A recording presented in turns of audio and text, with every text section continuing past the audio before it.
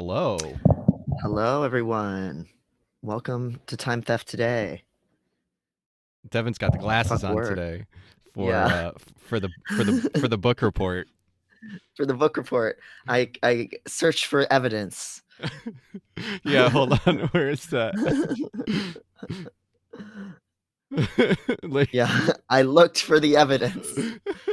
I'm reading. I'm reading these bitches. Hello, Lena Mel. Hello, Leafy Fifi. Brixco Burr. Hey, Gavin. Still stealing time from work on a busy day. Love it. Welcome, first time chat, the best Joe. Yeah, looks like you've been lurking a minute and now have ventured into chatting. So welcome. Welcome. Yes. Yeah, this is gonna be a wild one. Yeah, the other day I was like, Devin was like, "So what do you want to do?" And I was like, "Well, there's the cast report. I would love to hear you tear apart." And then he was like, "Okay," and then I realized it's like 400 pages, which I did not realize. Oh, oh, don't challenge me. I've arranged a team of some of my most angry neurodivergent people to go through this with me. Hell yeah. I had a friend who's a detransitioner of many years read through it, and one of the, and I mean this as a compliment, one of the angriest people I know. One of the people most prone to ranting, like way more than me, like Oh hell yeah. helped me go through this. So they'll be mad to hear me describe them that way. But shout out to Jess White for that. I would Credit. love to. I think you know a couple detransitioners. I would love to have one on the show if at some point. I would love to have that conversation of like, no, actually, you're not helping detransitioners by doing this. Yeah.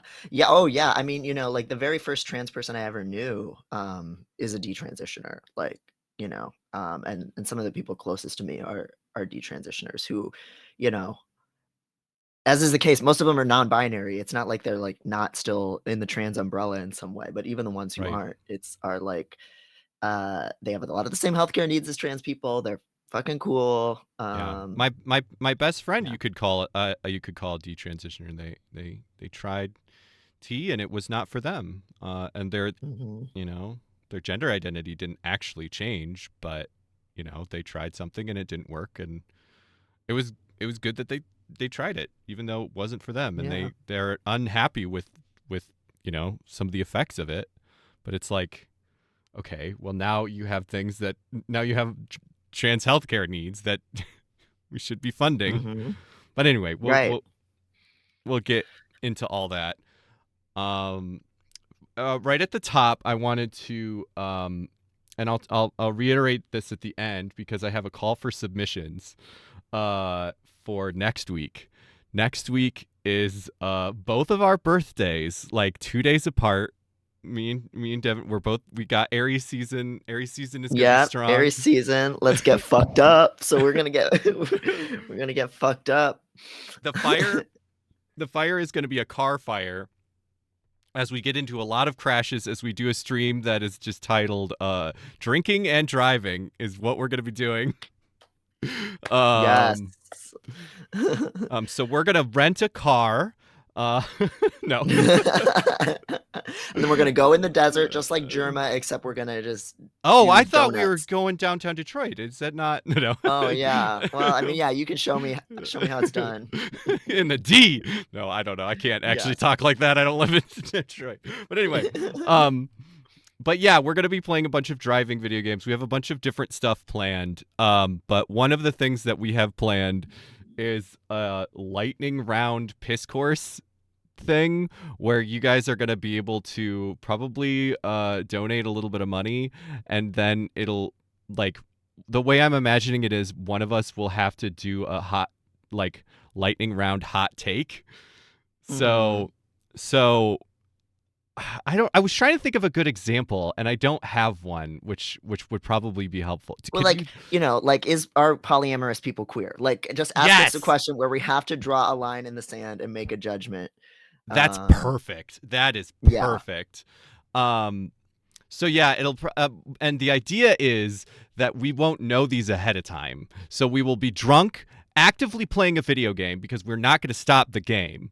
Mm-hmm. We will be drunk, actively playing a game, and then we will have to fucking give a hot Weigh take. in.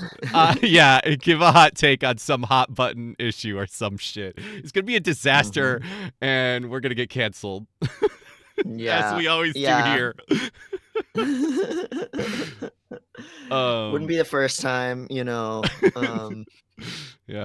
ask me my opinions about women who want to fuck Neil Cicerega, who are gay.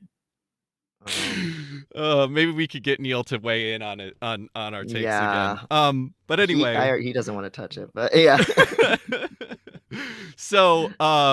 Don't tell us what they are here. We want to be surprised. So, our wonderful mod Callisto, uh, in the Piscord has volunteered to collate these hot take prompts in the Piscord. So there is a channel. Sign up if you're not there already. Join the Piscord, and there is a channel called Hot Take Submissions.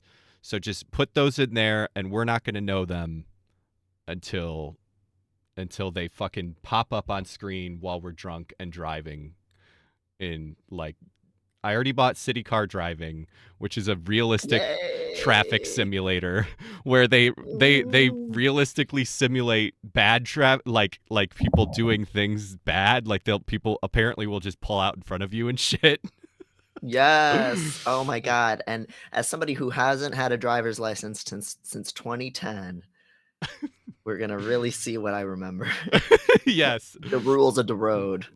So anyway, I'll bring that up one more time before we stop the stream, and more information will be forthcoming in the chat or in the Discord. But I just wanted to put that out there so that we could hopefully get a bunch of submissions, because that's gonna be fucking stupid and fun. So anyway, Mm-hmm. Yes. so anyway, what Gaga, what did you what did you investigate? Oh, we have to laugh so that we don't cry. But yeah, we're looking at the CAS report, which is a report that came out of the NHS this week. Dr. Hilary Cass, she's a retired pediatrician who was brought on to evaluate how the NHS, the National Health Service in the UK, handles youth transitions and puberty blockers and things of that nature. It's a 400 page report that surveyed. I can You pull won't up the. you won't see this joke, but I just did this on accident. It's Mhm. it's a little bit of a stretch. It's a little bit. I'm stretching. It's a little bit of a stretch. Anyway. Yes, there's a lot that's a little bit of a stretch here. So here is just like the overall summary of all of the information sources that go into the report. We'll just go through the summary of the report and its major bullet points first, and then we can dive in deeper detail into anything, specific that we want to probe. But basically, they interviewed trans people, trans youth, and their parents, had focus groups of young people and young adults, and collected personal narratives, a lot of which they did go on to just, completely disregard. They did do some qualitative and quantitative research and systematic reviews. But as we'll get into, like their actual database was very limited, in part because a lot of clinics that were working with trans adults in the UK refused to turn over their data, probably because they were conscious of there being some like fuckery going on here. Yeah. So anywhere where where the report lacks data, Cass is always going to use that in her report to argue in favor of restricting access to youth transition. If there isn't data on something, she's always going to interpret that as a reason not to give people healthcare, which will get into the flaws with that. Yeah. Um, So they do have some. this is Oh, a sorry, go ahead. report that was commissioned, like it's been like 4 years that they've been working on Mhm. this, and it's basically like it was commissioned um basically to be like, is the science sound in trans health? Um Mm-hmm.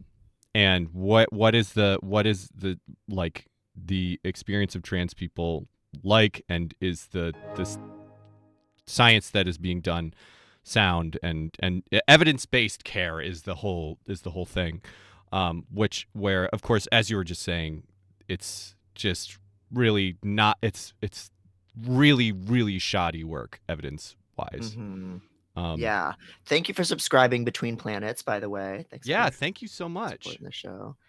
And yeah, a lot of the issue that will like come up again and again in reviewing this report is what they even consider a measure of success for a transition. Right. Um, because you're attempting or you're purporting to be really objective here and saying we want, evidence-based medicine. We want to make sure that this works. But what is your metric by which you're going to say that a transition works? And is that depression on what timeline? Right. Gender dysphoria on what timeline? If things don't instantly get better for someone along all of those metrics, are you going to say that their transition wasn't a success, even if they personally would tell you, yes, I'm still depressed, yes, I still have dysphoria, I'm glad that I did this, I Right. needed this, I wanted this. um so that's a big issue. um The And Best Joe asked, does it include guidance on what evidence to obtain and how? Not really. yeah. Uh, uh, it it goes into a lot of pointing out the flaws in currently how trans health outcomes are studied, but it doesn't necessarily have to offer anything useful in terms of here's what we need to measure. It just says we need to assess more. We need to Mhm. measure more. Um, And yeah, but I cut you off. Yeah. oh no, it's okay. I wanted also to kind of briefly talk about, this might be a good time to talk about how how biased um Cass is, and some of that can be seen by some of the people she follows on social media. So she's followed by she follows LGB Alliance. This is just dumb, out of context. All dogs are boys and all cats are girls, which I think is out of context. But Mhm. whereas there's another account that she followed. Oh, I thought that there was another. Yeah, she. I guess I don't have the sources, but yeah, she follows a bunch of. There are other people, but that's pretty damning in its of itself, is that she's following people like the LGB Alliance, and they're just sort of the turf establishment in the UK has clearly so molded this. This is this and I know that I've seen people that trans people were actively barred from participating in this report and giving feedback on it as being biased, and yet a bunch of specifically anti-trans organizations were like asked for comment and participated in this report. So it's so clear, even from the outset of what it is, it's so clearly you know biased is a not strong enough word. It was created to set an agenda very very obviously. Yeah, and it's throughout Hillary Cass really frames herself as kind of she engages a lot of both sides ism in the report, especially the full report, talking about how there's a lot of toxicity on quote unquote both sides of the issue, Yeah. from gender critical people to trans people who are criticizing their doctors and the medical system for not meeting their needs. Yeah. Um, the professional input kind of component of the evidence base for this study is a lot of listening sessions with clinicians and professionals, members of the NHS, which Cass herself writes, a lot of them are very reticent to provide gender affirming healthcare to their patients because they feel like they don't know enough about it. They're afraid of being blamed for transition regret, all of this kind of fear mongering stuff, and just also just lack of preparation to meet their patients' needs well, even from people who are like, let's say, really like ignorant but well intentioned or something. Um, and that those are the people that she's kind of taking their perspective as somehow an objective reflection of reality. That if some doctor in the countryside who doesn't know much about trans patients is afraid to prescribe hormones, that itself is seen as some kind of like scientifically objective information.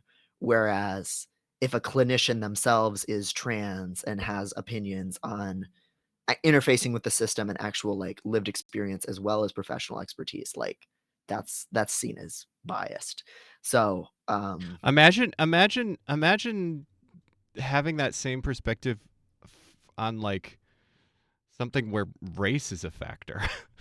Like mhm, that's so ridiculous that you would and this is such a classic tactic of this happens in journalism a lot too, where trans mhm, people are not allowed to write about their own experiences, whether or not they are also very experienced journalists, um, mhm. because they're biased, and it really is so clearly because the starting position for these groups is that transgender ideology is a fake thing, and if you're transgender you've bought into transgender ideology. And yeah.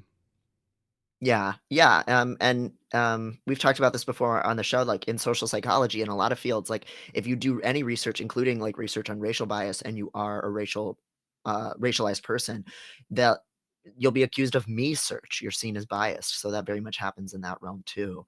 Yeah. Um, like, there is this idea that, like, being ignorant and viewing from the outside, some struggle that doesn't affect you, that somehow actually makes you more objective and scientific somehow. Yeah. Um, yeah, especially in the medical system where you're supposed to like leave your heart out of it as if it is like that pure and cold of a science, as if anything involving like human feelings could Right. ever be. Right. Um, Yeah, yeah. it's just so much, it's the right wing, your facts don't care about your feelings, when it's like actually you're just using that as an excuse to be purposefully cruel rather than actually Mhm. paying attention to the facts. The facts are not actually what's, you know, Yeah. driving those narratives. Yeah, and the feelings that get prioritized are like doctors' feelings of like, "Well, I don't know. This makes me uncomfortable," like like feelings are infused into this thing and there's a lot of editorializing and bias in the name of false objectivity, um, Yeah. and equivocation. Yeah. So, the best show asked, and the UK government will accept this report as is. Yeah, so it Yeah. came out this week. They have already completely paused all blockers, puberty blocker prescriptions for minors. Wow. So it's already being yeah, this week. So it's already being taken very seriously. As was mentioned in the chat, they're now commissioning likely a report on adult transition related care. And they're going to just keep ratcheting it up because there's already a mention throughout here of young adults whose brains, quote unquote, haven't developed yet until age 25, Yeah. which the brain is always developing. It's weird to pinpoint myelination of the frontal lobe as what defines being a rational adult, whatever. We've complained about that on the show before. Um, Yeah. but they're going to find a lot of the same problems because if your issue is this hasn't been studied enough, we're going to lock it down. Right. That's still going to be true for adults too. Yeah. Yeah, it might be worth talking about now. I did a little bit of research, well, not just a little bit of looking at uh specifically the UK Labour Party's sort of reaction to this, um because it's really fucking disturbing. I mean, obviously this probably people the Tories and people on the right are probably saying this is not far enough, but you know, the the really worrying reaction is from labor, which if I am understanding correctly is sort of like similar to the Democratic Party in the United States. It's center left, and is there's the Green Party, which is further on the left. But yeah, I mean, they're supposed to be. I mean, as in the name, they're supposed to be on the left. So what? March 31st. Fucking less than a month ago, they posted this today on Trans Day of Visibility, and always labor stands with trans people, and the reaction to to this has been absolute, uncritical support for uncritical support for Comrade Cass from from the Labor Party. Wes Streeting is a he. Okay, so I had to look this up. He is the shadow health and social care secretary. So I thought it meant this. If only. But no. What that means is that basically the labor is not in power, but they still have a shadow parliament that basically all of the positions that the party that are in power have, the opposition party also has those same positions, but they're not actually in power, or maybe I don't know if they're completely So it's not kind in of like a power. minority whip or something like that, or like a Yes, minority house leader kind of thing. Yeah. exactly, but it's for every position, I guess. They have one. Wow. So he's the shadow minister on public health. So basically, if they were elected, he would be, if they were in party power right now, which seems likely with how much everybody hates the Tories right now, whenever they call an election, he will be, presumably, unless they change him out, the health and social care secretary. So yeah, basically he announced that today's report must the government must now immediately act, but if they do not, the next Labor government will work to implement the recommendations of the Cass Review to ensure that young people are receiving appropriate high-quality care. So basically, not only this person, I kind of focused on this person because they're clearly like that. This is their area of the government, and they said some pretty specific things. But the entire almost the entire aside from a few holdouts, has just uncritical support for Comrade Cass. It's just it's bad, to the point where, and this, I think this is really useful as sort of a reference point for when we get into the nitty gritty details of this, that this fucker went on The Sun, which is, a fucking rag. It is, I believe it is owned by Rupert Murdoch. It's some of the like really horrible right-wing media in the UK, and said this. Trans women are women, get over it. Do you agree with that? No, it's to the extent that, look, and I say this with some self-criticism and reflection. If you'd asked me a few years ago on this topic, I would have said, trans men are men, trans women are women, some people are trans, get over it, let's move on. This is all blown out of proportion. And now I sort of sit and reflect and think, actually, there are lots of complexities. Isn't that and the problem? That leading debate. figures like yourself, and I'm not just singling you out, but leading figures like yourself. Yeah. So basically, this is, and again, the Cass report does not actually. It is careful not to say, from my understanding, it is careful not to say anything like that. Mm-hmm. But yeah, but it is so clearly that is the position that it is being used as an excuse to really pull rightward for even people on the left. Yeah, it's really alarming to see this change happen in real time in someone's public stances, even on, again, not actually the left, but like the opposition party. What qualifies these two? I mean, nothing, but there has been enough like just fear fomented now that everyone thinks, oh, this is a more complex issue. And yeah, that is how Cass kind of presents herself throughout the report, as saying that she supports um, this idea that adolescence is a time of identity exploration, and that it's natural for kids to explore, but it's in this way that's very diminishing of ultimately transitioning. It kind of casts a lot of youth transition as just this stage, this phase that a lot of kids will grow out of. And at multiple points, when the data contradicts that, when we see that most kids who go on blockers do wind up transitioning, that most kids who undergo a social transition, so changing a name or pronouns or presentation, do end up transitioning. For some reason, those are taken as a bad thing, because the default is always supposed to be explore a little bit. But for that exploration to be valid, the majority of you still need to choose to be cis. Right. Otherwise, something wrong is happening. And so that's really infused throughout multiple times, and we'll see it at so many different bullet points. Cass kind of says, just presumes for most youth, a medical transition will not be necessary. Something else is presumed to be what's best for them. But there's Yeah. no evidence for that. Like, Yeah. there's no evidence that therapy, in her own report, there's no evidence that like therapy resolves gender dysphoria either. Mhm. There is no tidy, quick and done solution to gender dysphoria, because it's a social condition that you can't fix completely for a child just by letting them have their body autonomy. They still live in a transphobic world, so of course they still feel some anxiety and dysphoria, right? Yeah. And she just repeatedly says throughout the report that doctors currently have no way of distinguishing who's going to have a happy transition and who, a happy, linear, simple transition, and who, something else is going to happen.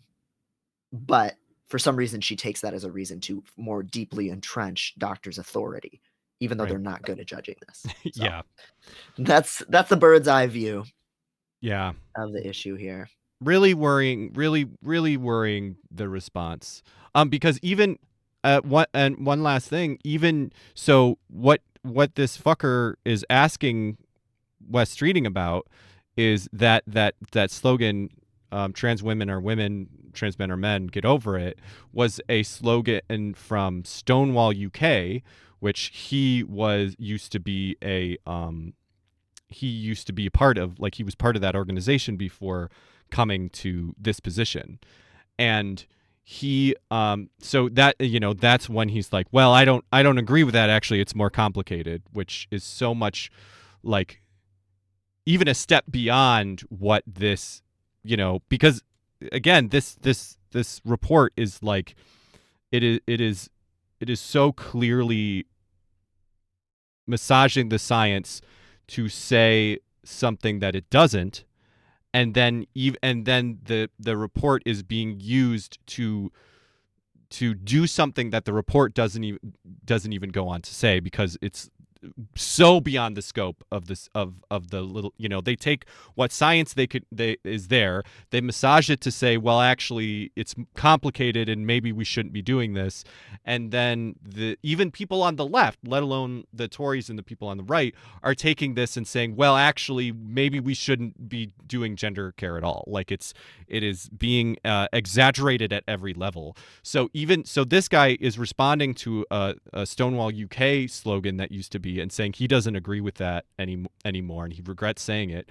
And then even Stonewall UK, which is this queer group in the UK, they are also even agreeing with the Cass report. So it's really upsetting, and it feels so like this is the path that the Democrats could even take. It's not hard to imagine that the same kind of thing happening here, because there are already some inklings of this kind of rhetoric here. So, but yeah.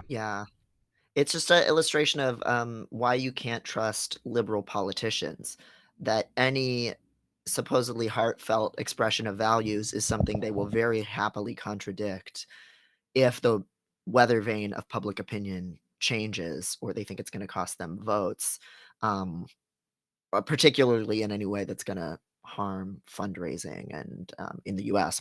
Particularly, Yeah. and just garnering, votes in Parliament in the UK. So, and yeah, the Stonewall response to the report. Just to since you mentioned that, just to read a quote off of it, their response was that this report could make a positive impact, but without due care, training, or further capacity in the system, others could lead to new barriers that prevent children and young people from accessing the care they need and deserve. So the group's director of campaigns and human rights, Robbie DeSantos. So, the areas of like potential agreement here with the report are things like there not being quality research put into studying long-term health care outcomes for trans people, not in the sense of justifying why transition needs to exist, but that we have treated particularly intersex lives, but now also trans lives, as if they are open to experimentation and endless like researcher surveillance, Yeah. without actually meeting any of the long-term healthcare needs of trans people. Like if a trans person is proactively trying to seek out healthcare and they're entering like their 40s or their 50s, like which kinds of cancer screenings they're even supposed to get are things that doctors can't tell them. Like those are the kinds of things we're talking about when we talk about long-term healthcare outcomes for trans people. Like the medical system is failing us in the same way that it fails fat patients by not including them in medical studies. Es- And mothers of color and groups like that. Especially in the UK. I mean, the everything I've heard about the getting trans healthcare in the UK is really, really upsetting and Mhm. takes years and years and years. So Yeah, and Philosophy Tube, who we've mentioned on the show recently, she has an entire video on this, about like the hundreds of times she had to email her doctor to get any kind of trans healthcare in the National Health Service. And yeah, as I understand it, you basically just have to go through who your assigned general practitioner is. And again, if you're living in the countryside or you just get assigned some random, practitioner, family doctor that's been working with just kind of basic everyday healthcare needs for like families and kids and stuff, for 50 years or whatever, and they don't know about transition related healthcare, they might just completely stonewall you and keep you from accessing it, like, which is what yeah. happened to Philosophy Tube for a while.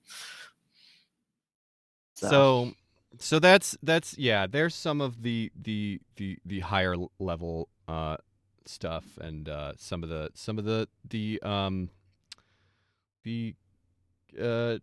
the serious how this is being reacted to, which is uncritical support of it. mhm, yeah. And it's amazing how much this report uses the healthcare system's own failings as a reason to continue to restrict Yeah. access. It's like starve the beast economics. Like you withdraw funding from a social service, the social service then becomes way shittier, and then you say, "Look, it doesn't work. We should withdraw more funds from it." Yep. It's just like No Child Left Behind and lots of other reforms over the past few decades, pretty much since Reagan. Yep. So this is the that you have pulled up is the Summary. yes, the summary that they have published. Yeah. Uh, and so we were going to start here and just kind of go over this. Yeah. Yeah, I think that's the best way to kind of get into some of the key issues, and then we can delve into things a little bit more deeply, if we have time. But the bullet points, each bullet point is so wild and so filled with so many assumptions and value judgments that we'll be busy Yeah. with it in Um, general. and also totally random. If anybody, if I love when people clip stuff, and if people want to clip things today, I feel like that'd be cool because there's sort of an ongoing discussion about this. So if we had some clips to like Mhm. post on Twitter and shit, that might be cool. Just random. Yeah, yeah, yeah, yeah. Good point. Yeah, if anything seems like a good summary that would be good for us to post to socials and stuff like that. That would also help us get to those YouTube revenue bucks, because shorts views also count towards our view count, and we want to get demonetized. But first we have to get monetized. So Yeah. so help us out with that. So I'll just read through the context real quick. And then we can get into some of the bullet points of recommendations and core problems and stuff. So context: exploration of identity is a completely natural process during childhood and adolescence and rarely requires clinical input. You can see the framing there is already like, this is kids explore. It's not serious. It's not something that requires medical intervention. Already kind of like down. Right. As if the kids that are coming, like, it from the beginning is completely like the framing is so out of whack with what is actually happening, because like kids actually like being like having serious, like, big enough feelings about their gender to like be able to express them to their parents, and then for their parents to actually believe them, and then for them to actually bring them into the clinic, are all like huge obstacles already. Like this is not a thing that is just happening to kids that, decide that they want to play with a doll, which we'll specifically get into later, I'm sure. But yeah, it's such a bunk framing. Yes. Again, it's just presupposing from the start that any set of data that doesn't show us most kids don't need to transition is inherently suspect, because it's normal for kids to explore their identity, but that shouldn't be a big deal that requires clinical input. However, over the past 5 to 10 years, the number of children and young people being referred for NHS support around their gender identity has increased rapidly. As a result, young people are waiting several years to receive clinical support. During this time, they and their families are left to make sense of their individual situations, often dealing with considerable challenges and upheaval. There's been a similar pattern in other Western countries, with clinicians noting not only the rising number, but also a change in the case mix of the young people seeking support. So here's where we get into one of the first issues. There have been many more birth-registered females being referred in adolescence, marking a shift from the cohort that these services have traditionally seen. That is, birth-registered males presenting in childhood, on whom the previous clinical approach to care was based. So, this is the J.K. Rowling shit. This is the autistic young girls are uncomfortable with girlhood, and so they're all transgenderizing, and it can't be real. It must be because of just sexism, because it's more assigned female people doing it when they're young than assigned male people. Yeah. So I have a lot of thoughts, obviously, about this and why this disjoint might be. That historically, decades ago in the research literature, when transitioning as a child was something very few kids got to do, there were more trans femme people doing it slightly. And now, in terms of who reports in childhood that they want puberty blockers or they want to transition, it tends to be more assigned female people.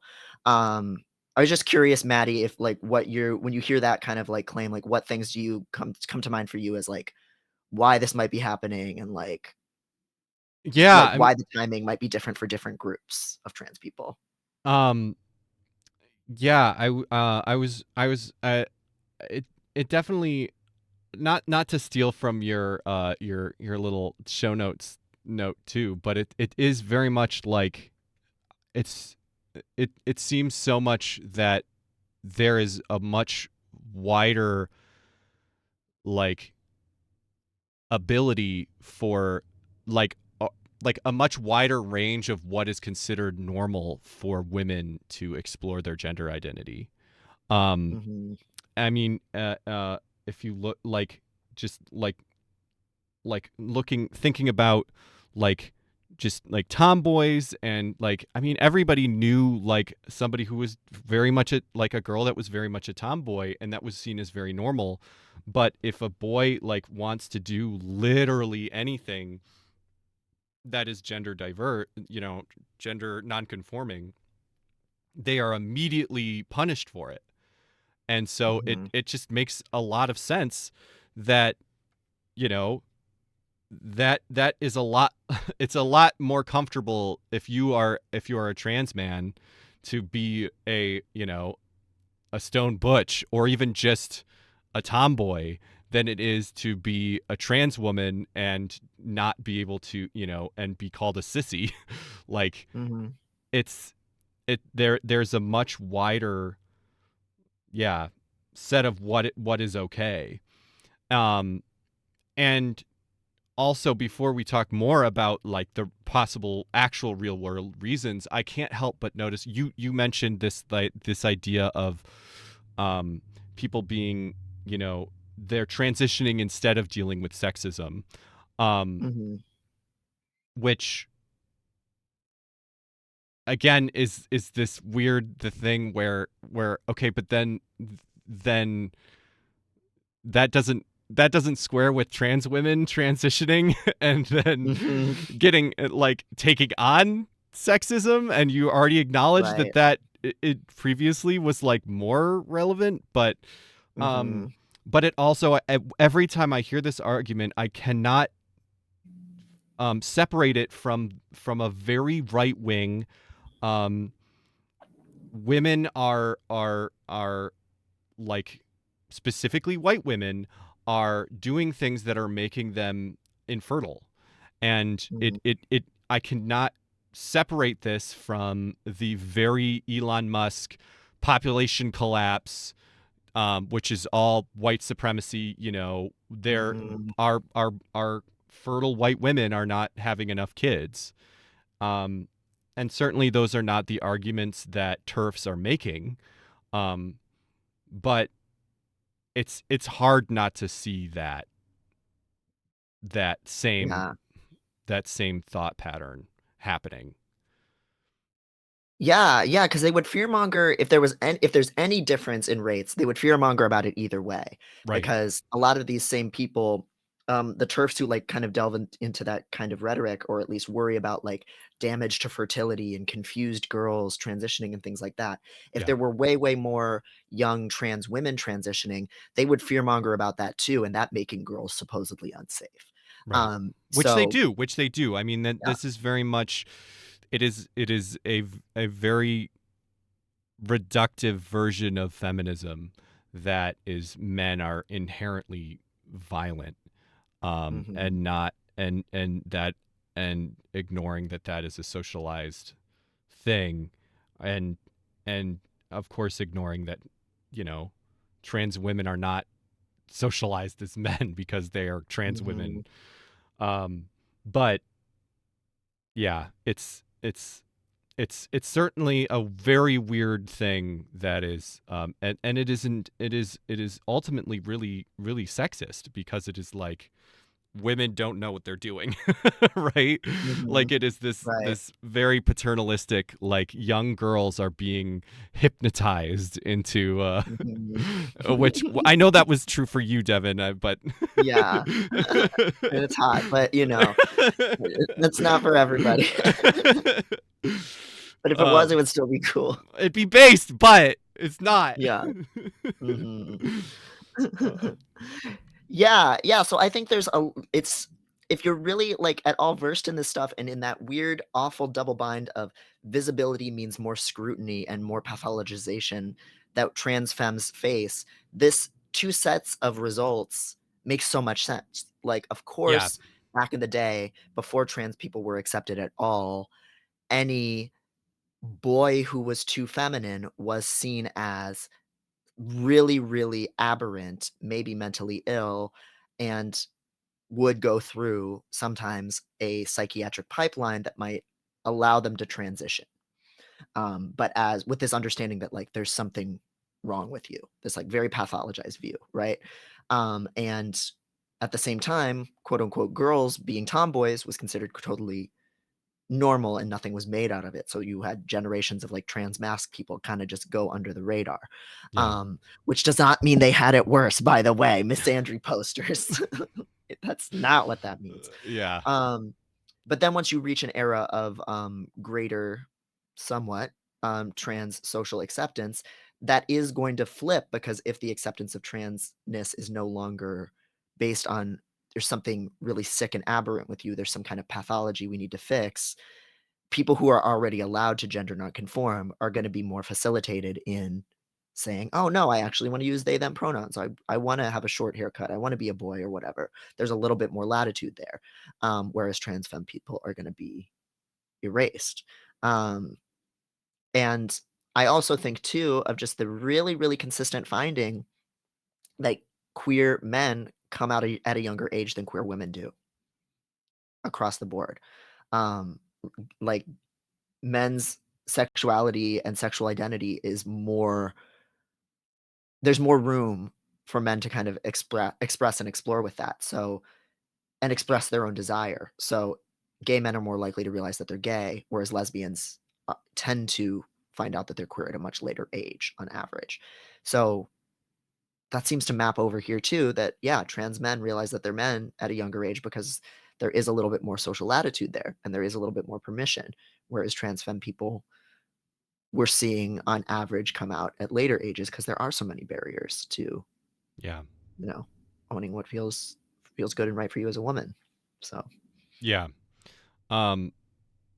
It very much is a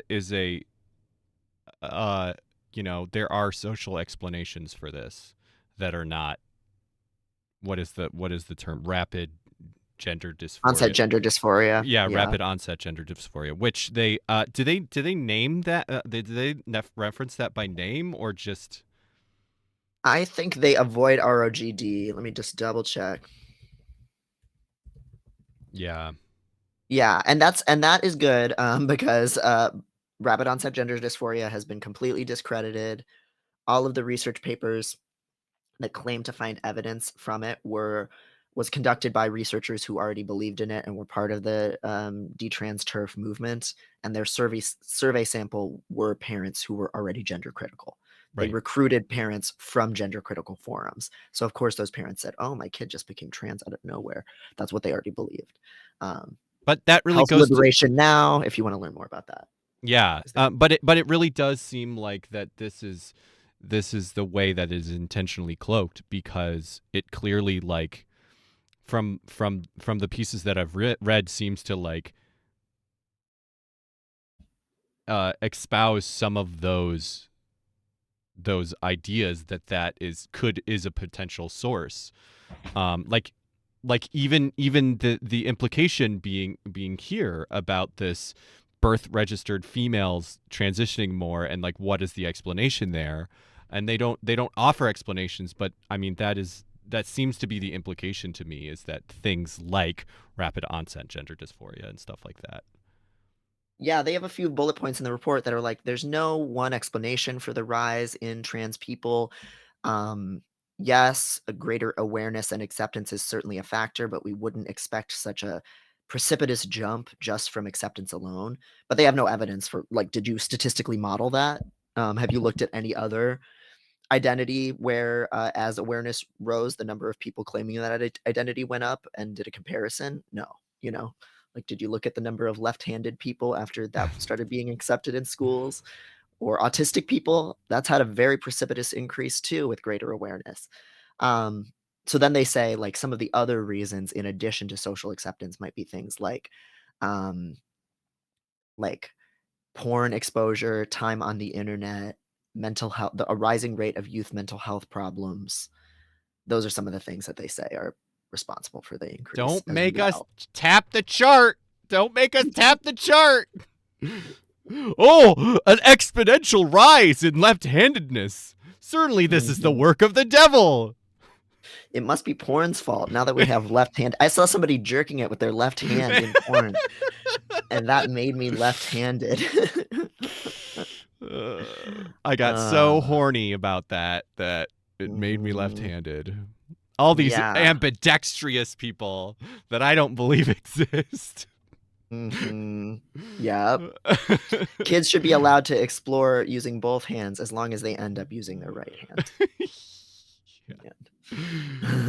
Left-handed Left-handed. POV gamecamps.com. Yep. Yes, I love that.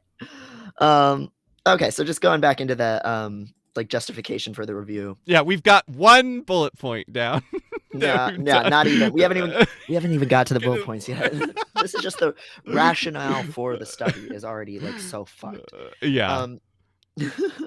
Clinicians also noted that these young people often had other issues that they were having to manage alongside their gender-related distress. Autism, anxiety, ADHD, things like that. Again, we'll get into this. Clinicians still don't know what to even do with that information. Because and they there admit that isn't anything they shouldn't be fucking like it's not relevant. Like Right. it's like, well, I don't know what to do with that information because it shouldn't be anything. Thanks for subscribing, the best Joe. Yeah, thank you so much. Yeah. So the independent review set out to understand the reasons for the growth in referrals and the change in case mix. So again, identifying this as a problem that must be explained. More people are seeking gender affirming healthcare. More of them as youth are assigned female at birth. We need to explain this and identify the clinical approach and service model that would best serve this population. Which again, they've done no statistical analysis or any kind of analysis to prove that there's a reason that it should be. They've just taken it at face value that it should be different. Right. Blush Tiger said, appreciate this topic a lot. Been needing to read up on ROGD because I sometimes work with parents of trans kids who bring it up, and it's just hypno eyes emoji, but not in the fun way. Yeah, check out Health Liberation Now, run by Kai Shevers and their partner Lee. I can't remember Lee's last name right now. They're both former members of like the detrans turf movement who have really blown the whistle on a lot of their tactics, and they have some good writing on their site about how ROGD was it was ideologically made up by researchers to discredit youth transition, and the data on it is all completely biased. All they surveyed was parents who already believed in it. So yeah, I don't know if that'll persuade the parents that you talk to, but yeah, if at least that's a place to read up so you have some kind of counter arguments. Yeah. So we've already talked about the kind of research base for this study. Again, 4 years long, clinician interviews, clinical data, interviews with trans youth, delving into international literature, and then Hillary Cass's own editorializing. So, overview of key findings.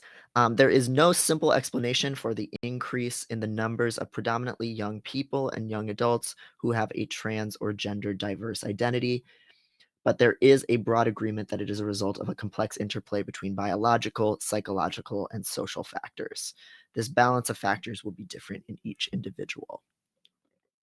I mean, I guess I guess I don't necessarily disagree with that wording. It's just what those social factors and psychological factors are that I would disagree with Dr. Cass about.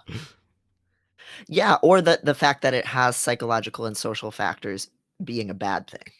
Sure. Or a reason for caution. Yeah. You know? If more kids become aware, wow, I don't have to have boobs, and I learn about this at a time when I'm having to cope with them growing and not liking it, yeah, there might be a social effect of people seeking more healthcare. They learned there was an option. Yeah. And even if they don't wind up being trans identified, if that's something that's really appealing to them, and they have a lot of reasons for it, whatever their reasons might be, what's the issue there? Yep. And as we've already talked about, if porn is a reason that you figured out that you were trans, that's cool. Like, yeah, that's great. Yeah, there are definitely I feel like there are multiple levels to criticize this on. I feel like there's the level of I don't know, this is just a really bad piece of science. And even a very measured like from a, let's say, uh like broad scientific agreement, like is Hmm. disagrees with this pretty, and a lot of a lot of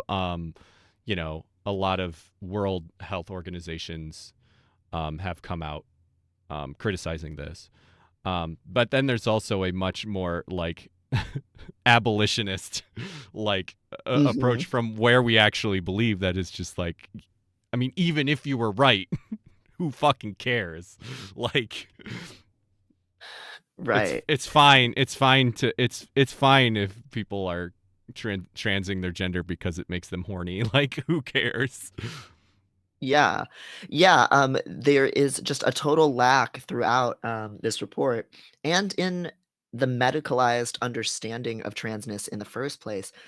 There's a failure to be able to explain what transness even is. They don't have Hmm. an actual framework for what it is, because if you see it as only a medical condition that is something that's, again, wrong with someone, something that's a pathology that needs to be treated, you're not going to ever be able to explain happy or well-adjusted trans people or people who are just doing something and experiencing a lot of like fun and joy out of it, Yeah. or people who have problems because they live in a society who still are deserving of autonomy, even if they're not happy all the time or non-dysphoric all the time.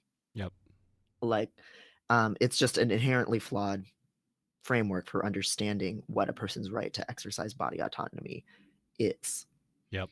Um, and when you're approaching transness and trans outcomes with that assumption, you're just going to fail to understand a lot of different outcomes. Yep. Next bullet point, there are conflicting views about the clinical approach, with expectations of care at times being far from usual clinical practice. This has made some clinicians fearful of working with gender questioning young people, despite their presentation being similar to many children and young people presenting to other NHS services. So, Yeah. Yeah. I'm not. I this, guess I'm not sure what this actually what they're actually saying here. yeah. So yeah, it's using like very passive language, which really obfuscates what's happening. So first of all, there are conflicting views about what best practices are in gender affirming healthcare. There's things like the W path standards, which are kind of the, let's say, the moderate stance and the predominant stance for most healthcare clinics throughout the world, which have gotten more lenient over time. Like they Yeah. no longer have the real life experience requirement of living as your target gender for years before you get hormones or whatever, but they still recommend like a psychiatric assessment and things like that. Hmm. But Yeah. I then there's think also, there's like three. Yeah. Like three visits with a therapist. I think is, or I remember specifically that was the case recently, whether they've changed it or not, because I know a trans woman who like she started doing drag in her teens and then like basically stopped not wearing drag, and then at like 18, like 18 was like, oh yeah, this is because I'm trans, not just because I fucking slay. mhm. And so she had lived as a like as an out, like she didn't describe herself as trans, but she basically lived as an out trans woman for years. I mean, like 4 or 5 years at 18, Right. 19, 20 or something, you know what I mean? And still, and she didn't have any money, and still she had to like figure out a way to commute like uh probably an hour away to see a therapist like 3 times, because that was the only therapist she could find that she could afford. And still she had to do that like 3 times when she didn't have a car, and it was like, this bitch has been living as a woman for years. Like, not that I think that should Mhm. be a requirement, but that just went to show how ridiculous that particular like requirement was. um but anyway, that and that this is the this is the scary unmoderate Right. Too kind permissive, supposedly. for this report, right? Right. So the WPATH standards are one set of incredibly influential standards of care. And they meet in Philadelphia at the Trans Health Conference to kind of hash out changes to them all the time, every year. And Ray Blanchard is on that committee, who's the autogynephilia Still? fucking guy. Still? Yeah, even after having been very widely discredited. Wow, I did not know that. Yeah.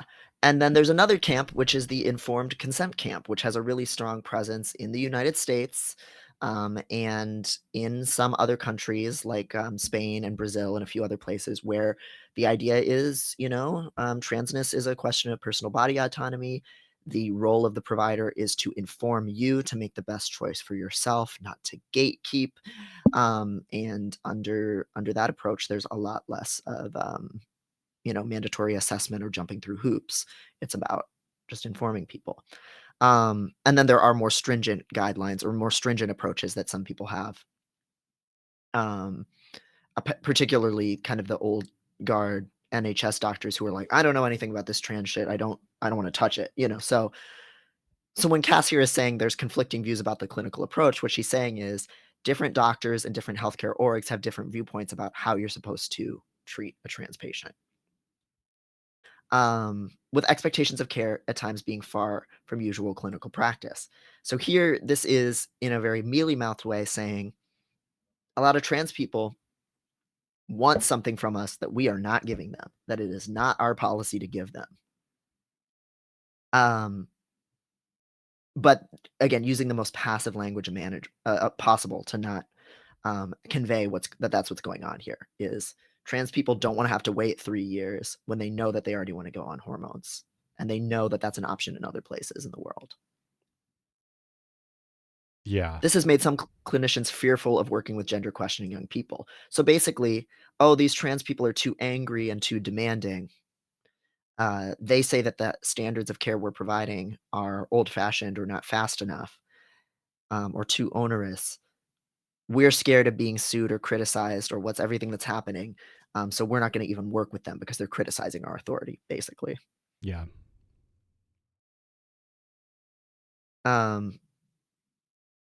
And in this bullet point, Cass even acknowledges that we can't draw a clear distinction. It's not like the clinicians who are saying, I won't treat trans kids.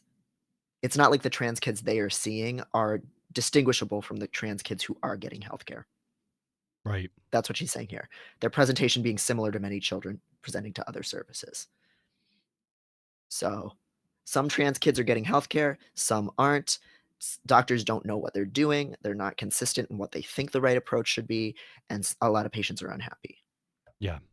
Yeah. And this, again, is, as you said earlier, just like acknowledging the shortcomings in trans healthcare in the UK and somehow like using those like shortcomings as evidence that we need to be doing less. Like it really doesn't seem to make a lot of sense to me. Mm-hmm. Yeah. It's blaming the system's own failings on trans people for being unhappy or for there being too many of them all of a sudden. Yeah, really incomprehensible. Mm-hmm. Yeah. Markoto said about the sex ratio table, which only has data up until 2016, so I wonder what happened since then. Did they explain why there's not more AMAB children being referred? No, they just say that they're like concerned that there's something must be wrong, basically, is kind of the implication because it's not the ratio that they used to see. Yeah, I mean that does bring up a good point. Like they're seeing an increase in like AFAB children as opposed to AMAB children like being referred, but they don't question like, well, actually, is there a total rise that is not being reflected in the AMAB population rather than is being reflected more, yeah, I'm not sure if I'm saying that correctly No, but that makes perfect sense. Yeah, that is not even questioned, which is a really great point. Like maybe Mhm. maybe it's the whole thing is rising and there's a smaller percentage of AMAB people because you know, trans women are more um experience more social criticism and stigma like and Mhm. that has been increasing, which it definitely has. Yeah. Yeah, they are completely in the data, like, mistaking the map that they've drawn for the territory. Like, we're Yeah, seeing more trans men. Why are there so many AFAB people transitioning instead of with rising acceptance, why is it only or predominantly trans masculine people who feel comfortable seeking out services or are getting services? At what point, at what stage in the pipeline of getting help are trans femme kids not getting the chance to move along? Is it parents not accepting them? Is it their doctors being less likely to believe them?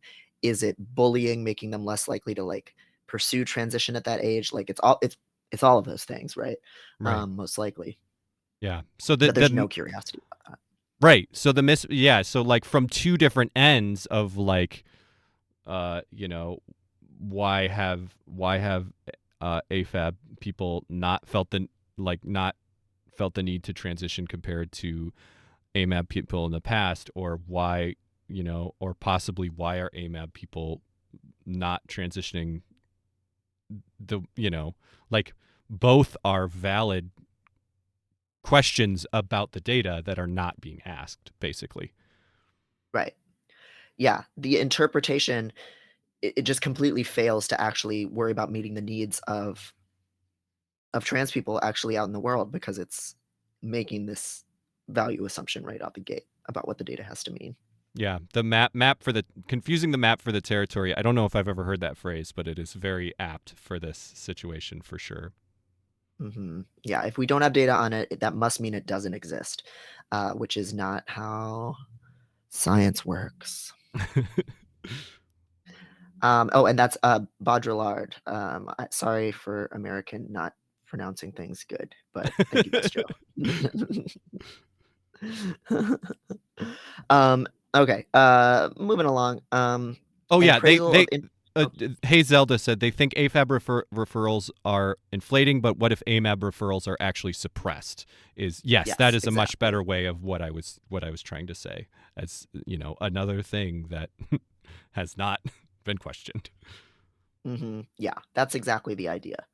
Um, and if you talk to any trans people who are actually carefully studying this, including people who are, specialists like Julia Serrano, like they have been talking about this for decades at this point about why there would be this switch from trans femmes are the most visible to trans femmes are the least accepted. That's the same thing. That's Yeah, it's caused by the same thing. right. Yeah, and it also is not to infight, but it's also a thing that I I see in the community too. It's like, well, trans women are so much more visible than trans men, and it's like, Doesn't make I it mean, easier. you're not Also, are wrong. they? Like at this Are they? point, y'all Yeah, are everywhere. yeah. I mean, yeah. Both points are well made. It's like, are they actually? And the ones that are, why are they? Why? I wonder why.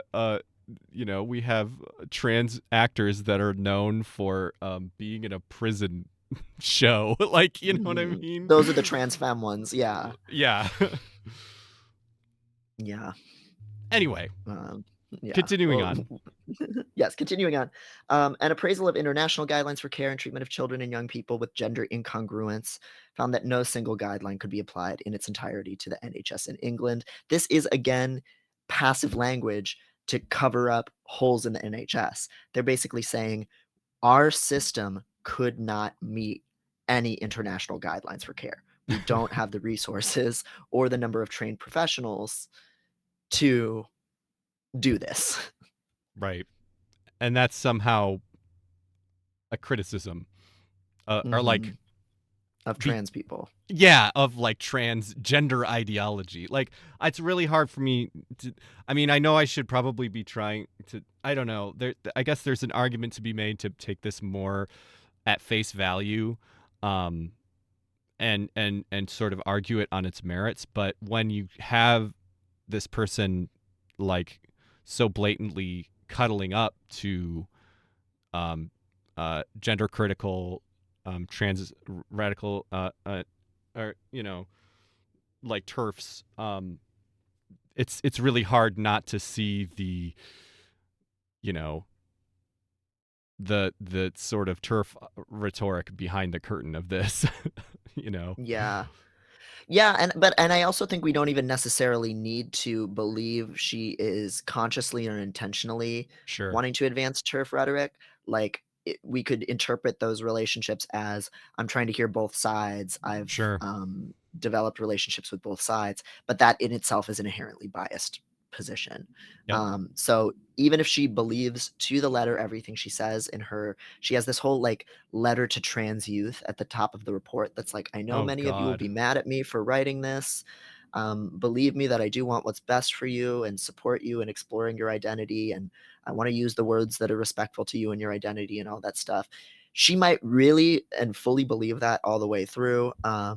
We can even start from that assumption that she does, and it still again has this embedded assumption that it can't be right that so many people are transitioning. Yeah. It's normal to explore your identity and whatever will play along with that, but only up to a point, because then if all of y'all are transitioning when you're given that freedom, something must not be going as it's supposed to. That's like very much the stance. What if just most people are trans? What if, have you considered that? Yeah. It Would just that be is so bad? unfathomable. Yeah. Would that be so horrible? Again, to go with the Lady Gaga quote, would that be so terrible? Yeah. Yeah, you're even like drinking yeah, I get the would that be so Plastic. It's not even ice, it's a plastic diamond that she's putting in her mouth. Really? Yeah, she was getting interviewed by Anderson Cooper, and she had a little martini glass with just plastic diamonds in it that she kept just putting in her mouth. Is Lady Gaga autistic? Do we need to have that conversation? Oh, you can add that to the hot take yes channel on the Discord. That's not even that hot. Just it sounds like yes, but yeah, that'd be a great genre of those. Is blank is Yes. just fill in the blanks however you want with is Yeah. Joe Biden transgender?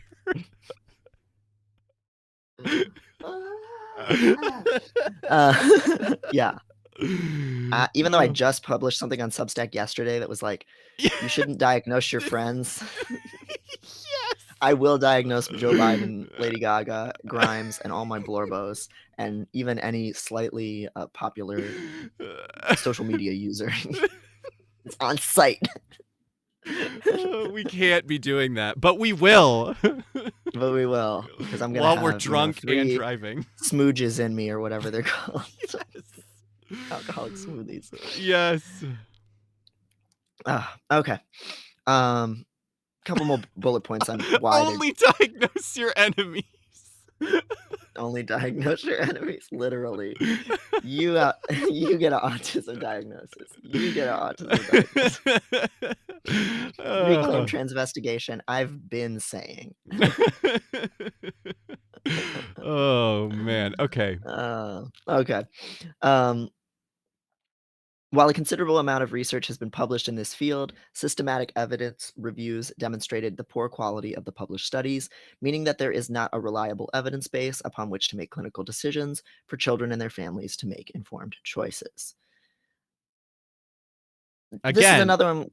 Again, I mean, I agree that there should be more science. It's just not the way that you have set it up. Yeah, like, should we have more studies on what's the optimal, and there's never going to be one answer to this, but like, what is the optimal timing for blockers? Are there any, if there are, let's say those like bone marrow effects that people worry about, if let's say that is something, how do you mitigate that harm? Because there are effects of going on hormonal birth control as a teen too, and thankfully, knock on wood, we still allow that in most parts of this country. Right. If you go on hormonal birth control as a teen, you lose muscle tone. There's an amount of muscle development that you lose out on. That's a, whatever, irreversible effect that a lot of people if we informed kids about it and gave them body autonomy, they might say, some of them, it's worth it for me, and others might not. Yeah. And others might say, what can I do to mitigate that risk? Right. There's healthcare has risk. Right. And of course we want to know what those risks are better, but you know, not just because there are risks does not, riskiest part of healthcare is mostly fucking driving to the clinic. That doesn't mean we don't do it. Maybe Yeah. we shouldn't, Yeah. but we're not ready for that conversation. Right. Yeah. Almost every medical treatment has potential side effects and risks. That isn't a reason not to do it. It is, and even needing more research doesn't mean you shouldn't give people the best healthcare that we currently have available. Mm-hmm. Like the standard that we're holding HRT and blockers to here is not the standard that we hold antiviral medication. It's not that we held the COVID vaccine to. That it's not that the standard that we hold most experimental cancer treatments to. When somebody has a pressing need and there's currently no better, more thoroughly studied healthcare option, you give them the one that you know best, even if we wish that we knew more, because that's usually a better outcome than withholding care. So, and as Lena Mel says in the chat, the reason the data is poor quality is because no ethics board will sign off on giving trans kids placebos. Yeah. Right. There's no double-blind controlled study because it's really risky to do that to a trans kid. Yeah, that's been most of the kind of discussion around this, is the way that basically it asks for it's from what I've read about this, it seems to ask for double blind studies, when that would be unethical, because that would mean giving trans kids placebos instead of healthcare. Right. But then doesn't ask that same level of rigor for the studies that they do use and reference. Yeah. Yeah, it is considered an ethical violation in medical research or in human subjects research in general, not just to give somebody a treatment that that you wish you had more long-term research into. It's also considered an ethical violation to withhold treatment when you know that it's an option that a lot of patients benefit from. Yeah. And you have no other option for them. The strengths and research of weaknesses of the evidence base on the care of children and young people are often misrepresented and overstated, both in scientific publications and social debate. Not much to say here, other than this is just the both sidesism, basically. That that both sides are too extreme in promising or in criticizing what HRT or blockers do. Yeah, and I think it definitely I mean, I haven't read the direct science, but from my understanding, all of the science that does exist shows that trans care works. Mm-hmm. And to both sides, it is really that in itself is a misrepresentation of the science. Well, even again, like the question of does transition work? What variable you're looking at here? Sure. When we look at suicidality, we see a really strong effect. There's a really sharp reduction in suicidality for respecting a kid's identity, for allowing trans people to transition, by giving people control over their bodies in general. They're less suicidal. But also, there's a lot of different outcomes that get measured all at once. There's dysphoria in a global sense. How dysphoric do you feel on this scale, which is a pretty messy measure. Then there's also specific measures of dysphoria, like literally how big does your chest feel right now, or things like that. Which sometimes we see, and this is something Jesse Singal has like really hammered in. There are some studies where after top surgery, trans guys and AFAB non-binary people, their specific chest dysphoria doesn't immediately go down after surgery. They still see their chest as bigger than it actually is. And he, touts that as a reason why that medical procedure shouldn't be made available. Instead of, again, just really looking at this in a deeper psychological way and listening to trans people and hearing that, like, it takes a long time for your mental map of your body to update. Right. And just to recover from trauma too, like just like the trauma of dysphoria. Yeah. Um, Not to like, mention the trauma of the medical procedure itself. Not that it is like shouldn't happen, but just that any medical procedure involves some literal trauma to the body that you're going to have to recover from, which doesn't mean that, you shouldn't do it because you do recover. Right. But yeah, post-op depression is a huge problem for a lot of people, no matter the surgery, So then if you're looking at depression at time 1 and time 2, and somebody's 6 weeks out of the surgery that gave them depression, it's going to look like their transition didn't work. Right. But if they say that they're happy that they got it, why are you saying that it didn't work? Like, why do you get to say that because they're still depressed? Like, is a depressed life not a life worth living? Like, are you the one saying that from the outside as a clinician? And I have to imagine people's that over time that does change. Like, it makes sense that immediately post-op, but yeah, so that's a big problem with and the way that this stuff gets cherry picked is if any metric of supposedly whether transition works or not doesn't come up with a positive significant effect, then that's taken as discrediting transition because it didn't do everything magically and it didn't do it fast enough. Yeah. And we're defining from the outside what is the making of a study or of an intervention working. Right. Yeah, I mean, transition didn't solve my depression. I have still, dealt with depression and CPTSD and trauma and anxiety and all kinds of stuff. But it certainly fucking helped. But it doesn't, and I wasn't able to like actually deal with any of that trauma or anything until I did transition. And in some ways, some of my shit felt worse because I actually fucking felt it afterwards. Like, I didn't know, I had no idea how deeply fucking traumatized I was until after I transitioned because I like actually was able to experience some of those fucking emotions. But just, does that mean that it didn't work? No. Obviously it did work. Yeah. Obviously I've never regretted it for a second, Yeah.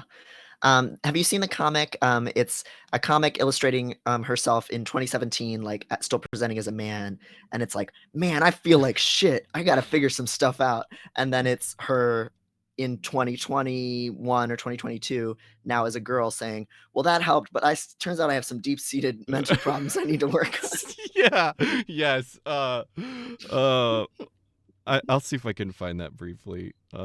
Yeah. It's so good. Like it's so often true that like in order to move forward working on some of your shit, you have to address what's the most like burning fire in the house. And for a lot of us that is dysphoria, or just not knowing or accepting yet who you are, and you have to do that first before you can work on some other shit. And it's not a fair burden to put on transition. Yeah. To just magically make someone happy. Yep. I couldn't find it immediately, but yeah, you explained it pretty well. Yeah. There's something else I was about to say about that, but it'll come back. The controversy surrounding the use of medical treatments has taken focus away from what the individualized care and treatment is intended to achieve for individuals seeking support from NHS Gender Services. This is contradicting the earlier point about there being no standard protocol of care that they can apply to the NHS across the board.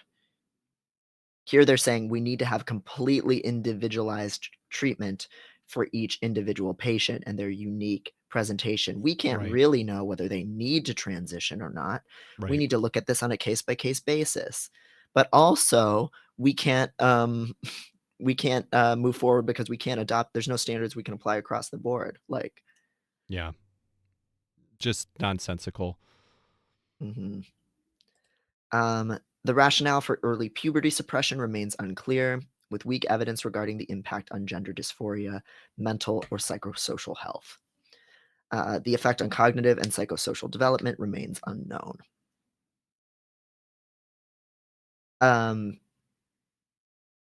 Again, here, this is just such a thin slice of a trans kid's experience.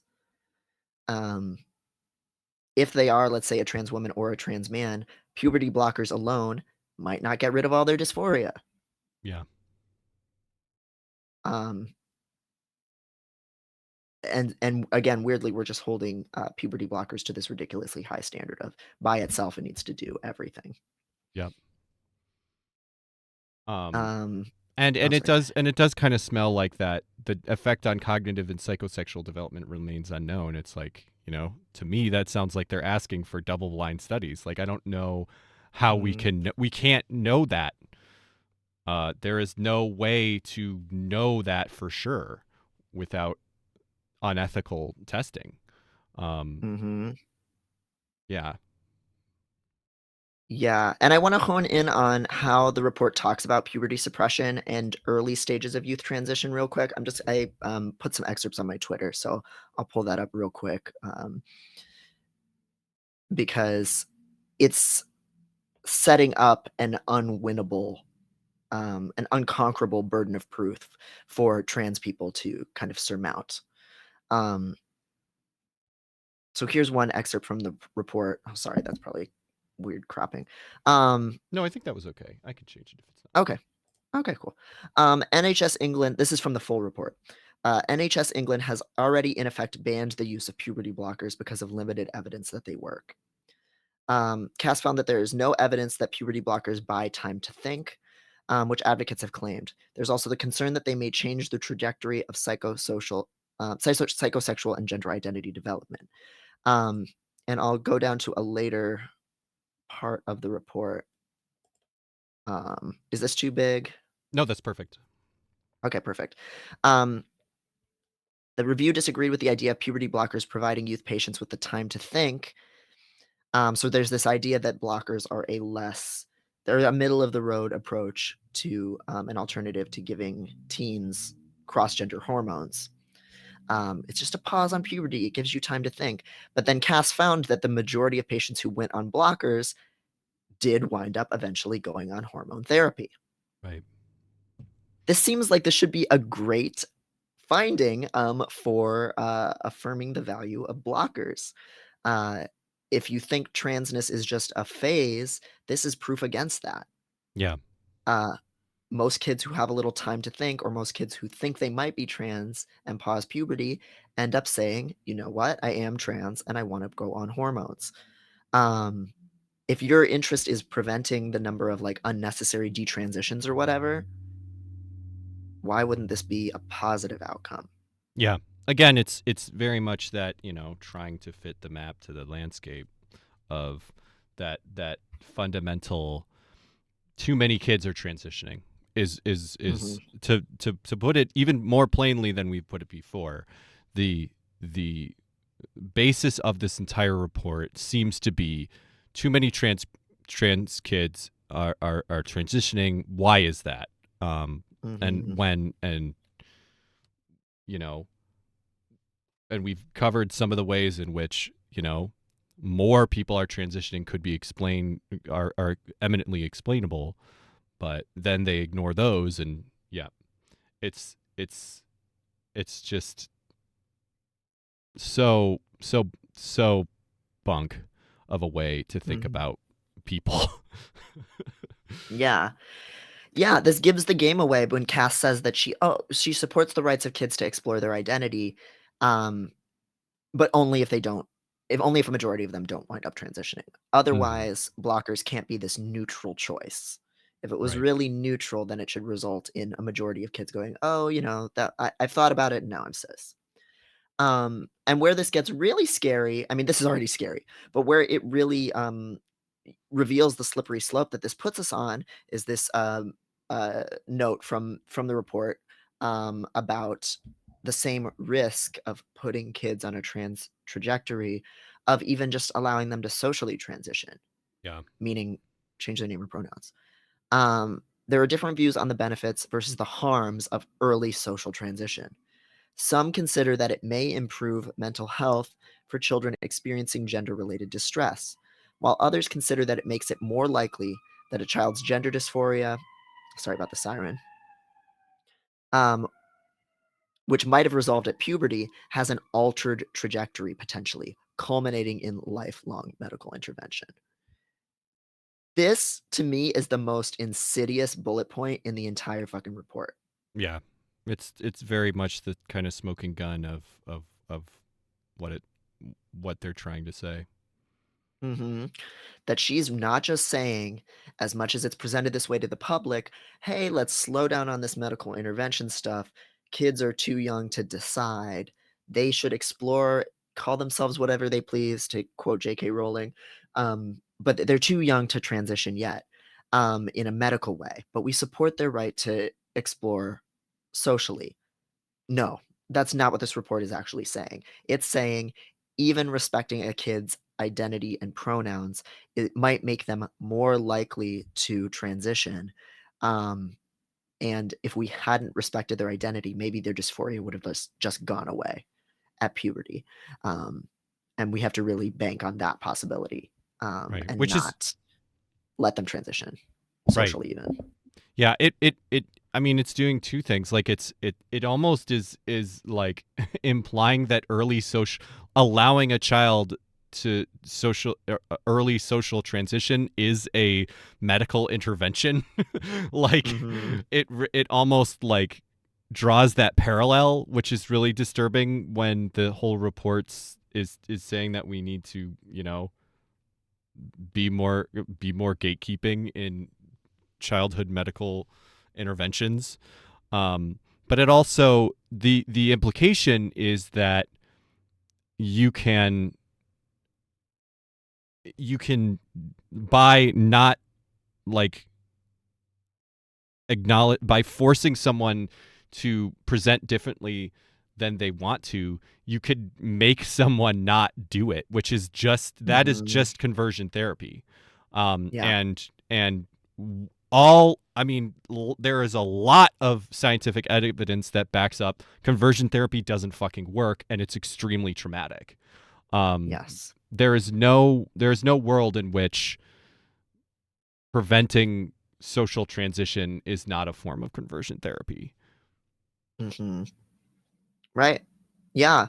Yeah. We know that any kind of alternate treatment for dysphoria, as it's sometimes called, it is just conversion therapy tactics. And we know that that stuff actually makes people more suicidal. Yeah. So it's just completely irresponsible on every level. And eugenicist towards trans people to try to recommend that as a treatment to a population that's experiences depression, anxiety, and social isolation at really high rates. Yeah. So, yeah. So this is where things are headed. It really, there is no kind of trans life or trans presentation that is actually considered acceptable or prioritized or privileged by this approach, including completely non-medicalized ones. Even identifying as trans is somehow seen as as something the medical community has the right to weigh in on. Yeah. That a psychiatrist and a kids care team has the right to weigh in on. I saw this let me see if I can find it. I have so many tabs. I have too many. Yeah. This is from Teresa Davis on Twitter. Yeah. So the way that I'm curious what this source is. The report classified social transition as a quote active intervention and stated that children who socially transitioned were more likely to continue on to medical transition. The report advises caution in approaching social transition and states that it should not be allowed without medical involvement. I think this is the Wikipedia. It looks like the Wikipedia, which is what it's saying pretty clearly. But I love this woman. Papers, please. Have you got permission to wear that skirt? Yes, I have. If mine from the 90s is still valid. And this is from consultant psychiatrist Dr. Russell W. Reed from the London Institute. To whom it may concern, this confirms that Teresa Joanne Davis is having treatment for male-to-female transsexualism. Wearing clothes and taking female hormones is part of this process and is quite appropriate. from 1998. And it's like, I mean, this is very adorable. But it's also extremely disturbing that this is what they are fucking suggesting, is that this is what we return to, that this is appropriate, that needing to have a doctor sign off on whether a kid is gonna wear a fucking skirt, is really, really disturbing. Yeah, this is not neutral shit. This is a reactionary stance through and through. Not to mention and the leaps that, like I was saying, that West Standing and the Labor Party are taking, of going beyond what this report is saying. Like I said, to reiterate, like, what this report is doing is taking bad science and narrowing down the science they consider valid to say something that the science that exists does not agree with, and then and making some really, really disturbing recommendations based off that. This being one of the more disturbing ones, and then the establishment in the UK, even on the left, are taking the actual recommendations and then going farther and saying things like, when I said trans men are men and trans women are women, I regret saying that now. So this is a very disturbing. The recommendations themselves are extremely disturbing, and then the way it moves the needle on this conversation is clearly farther than this report goes. So really, really upsetting stuff. Yep. Pendergast in the chat said, if we put every adolescent in the UK on blockers at the end of Channer stage 2, I wonder if the majority of them would go on to access hormones. That would provide some high quality evidence. But it is only okay to experiment on trans youth, of course, since they are arguing for double blind on trans teens. Yeah, there's even literally a part of Cass's letter to trans youth at the top of the report that's like, if you're not happy with the restrictions that I'm putting on transition related care, I would encourage you to help us have higher quality evidence by volunteering for as many medical studies as you can. Basically so telling trans people, man. Submit yourself to medical surveillance for the rest of your life. Be our guinea pig, and in return, we might someday allow other people to transition earlier than you. Yeah. Medical surveillance in an actively toxic environment, political environment. Right. Yes. Aww. She's here to reassure everybody. I got loud and angry about things, so she's here to reassure all of us that Emotional it's going to be support okay. cat. She really is. I would love. She's so smart. It's crazy. Yeah. If you guys pay attention to when I get, it doesn't always happen, but when I get serious about shit and yell about shit, she will. Charles will come and comfort me. She's so sweet. Oh my god, so sweet. Oh. Well, we're gonna be hooting and hollering and screaming and shitting next week on the stream, so she's gonna be very unhappy. She does not. Also, she very much does not know the difference between like.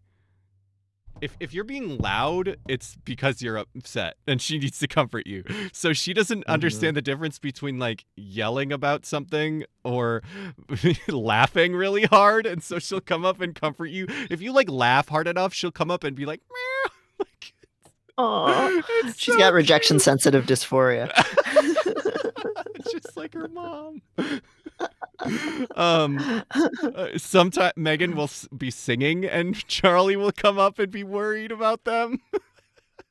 Oh, that's so rude. It's so rude, but it's so cute. That's such a read. She's not a dog. She hasn't been bred for thousands of years to have an like enlarged frontal lobe that can like actually read our signals the way dogs can. But she's doing the best with what she's got, and she's so sweet. Oh my God.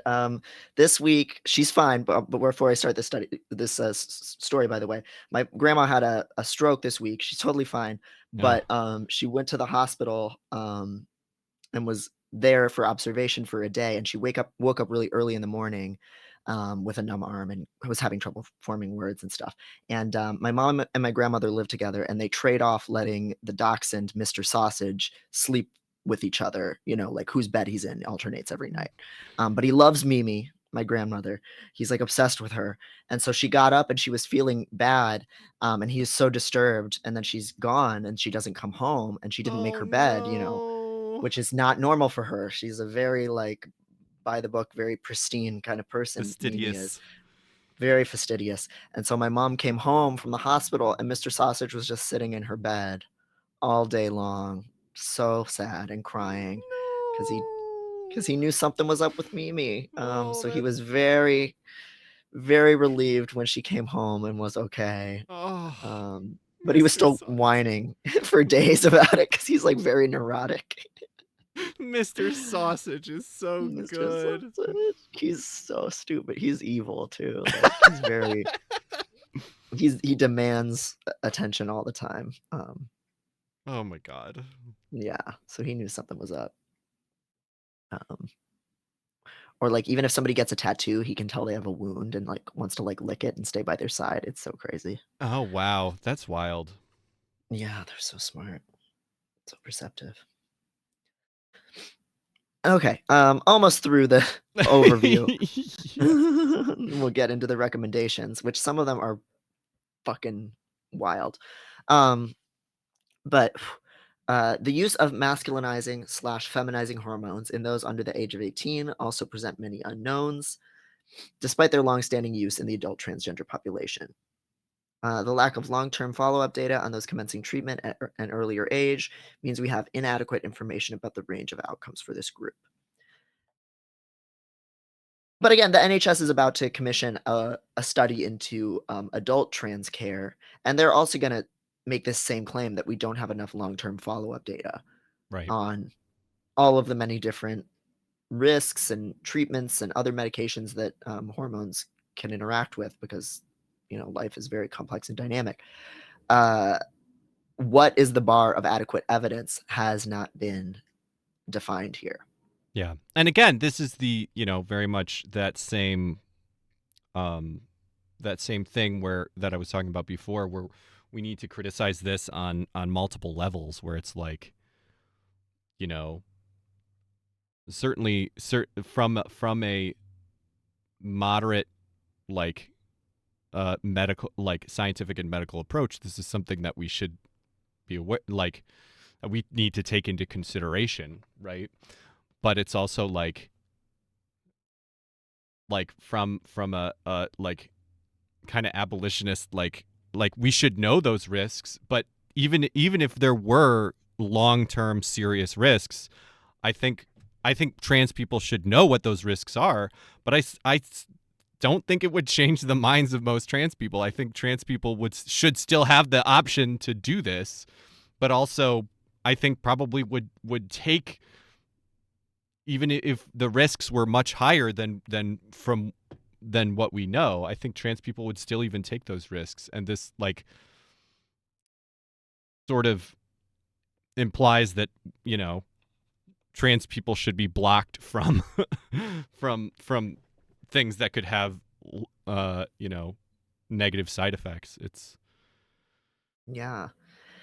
sure not the standard that we're holding like Ozempic to, right? Like when it comes to like taking something off label, like, and I'm not, for like restricting that either, like I'm for informed consent. Like, people are allowed to do what they want with their bodies. And they should have the right to be as informed about what the risks and benefits and unknowns are about that. Yep. And it's really hard to summarize what a risk is. There is no objective metric. For something like HRT, taking estrogen might lower your risk of heart health problems and improve your immune system functioning, which is generally what we find. And it also would increase your risk of breast cancer because you have more breast tissue. Taking tea might increase your risk of prostate cancer because you grow prostate tissue, which is pretty cool, by the way. That's a really affirming thing for a lot of trans men. I had might be never worth heard it. that, and that's funny you bring that up because I had literally never heard that until like yesterday. There was some meme about like, just trans men don't have a prostate, so there's no reason, and it's like keep fucking that twink, and it's like, well, Yes. actually, trans men fucking grow prostate tissue. That the Skene's gland is analogous to a prostate, and trans men start to develop prostate tissue, and trans women's prostates frequently will take on the role, some amount of role of the Skene's gland, which is which produces like moisture in a person with a like what's the word, a vagina that is not surgical, you know what I mean. Right. Yeah. I know. Okay, so there's several people in the chat who are like, I've never heard this. Yeah, it's a couple of years now we've had research out published in peer-reviewed studies showing growth of prostate tissue in trans men, especially over time. That's so Like cool. people who've been on for years and years. Yeah. It's really fucking cool. And it's the same way that like, trans women have been saying for years now that many of them experience periods, and it's taken the data a long time to catch up to that because they're not taken seriously as authorities on their own experience. But what do you know? There is a hormonal cycle, and that does affect things like cramps and hunger and mood and all kinds of smell, all kinds of things. Like it's all connected. Yep. So that's what we mean when we say that there's a lack of research. Like a lack of research into a population's healthcare needs and the particularities of it are not a reason to not treat those patients. It's a reason, it's an explanation for why your outcomes aren't great yet, because you're missing a lot of things. Like it's an area to grow as a provider. But the healthcare system already does this to fat patients. We don't have any studies on how Plan B works in people over so many pounds. We have nothing for you. We're just going to give you nothing. Just perish. Yeah. We don't have large enough blood pressure cuffs for you anywhere in the state. We're going to just tell you to lose weight instead of actually studying healthcare outcomes for you or getting the means to collect that data. Right. Shit like that. Right. Okay, these two bullet points together are so fucking like hilarious in the bad way. Hilarious as in I'm the Joker and I'm laughing because and we live in a society society is a joke. Yeah. Right one. Just like Lady Gaga. I'm just like Lady Gaga again. Folly adieu. Or whatever, however you pronounce it. Clinicians are unable to determine with any certainty which children and young people will go on to have an enduring trans identity. For most young people, a medical pathway will not be the best way to manage their gender-related distress. What? Like, we don't know what makes for a happy transition. We don't have the means of determining whether someone should transition. We can't distinguish between the people who we think should transition and those who shouldn't. We don't know. We don't know what we're talking about. Most young people should not transition. This is a fact, people. Folks, for most young people, you shouldn't transition. This is a thing we didn't need to study because it's a fact. Very citation needed behavior. We literally have currently no way of knowing what's best For most young people, transition will not be best. What the fuck, dog? Bruh, like, what the fuck are you talking about, Hillary? Like, crazy. Yeah. Crazy to say both those things just right up in front. It's And- crazy. Yeah. I don't even know what to say about this because it's so obviously doesn't make sense. And it also, I don't know, it also like individually, like clinicians are unable to with any certainty determine with any certainty which children and young people will go on to have an enduring trans identity. Like that doesn't seem like in any medical context, that doesn't seem like a thing you would be able to do. Mm-hmm. Like, Yeah. why is this a necessary part of a medical intervention when that same standard is not put on other medical interventions? Right. Yeah, the bar is impossible to clear, and again, it is because of this idea of transness has to be this mental pathology that is best treated by transition, um, but only if it's rare, for a really small subset of the population. Instead of just like, if somebody wants it now and they're happy with it when they do it, that's their right to determine. And if later on they want something else, that's also still their right to determine. Yeah. And that doesn't have to be some grand tragedy. Again, is that so terrible? Yeah. Somebody's identity changes over time. Wow. Yeah, it very much this is like, like very central turf ideology stuff of what is that book on Irreversible damage. yes, yeah, where this is all very predicated on the fact that transition is a really damaging medical intervention for people who don't end up being trans, which I don't think that this this report even attempts to really back up. I mean, they talk to detransitioners, but from, if I'm remembering correctly, there were like only 10 detransitioners that they actually were able to talk to. It's a vanishingly small number of people, and then and yeah, it's just the severity of the risk of a trans, someone who doesn't end up being trans, taking hormones or doing medical interventions is never proven in this, and is taken as fact for sure. Yeah.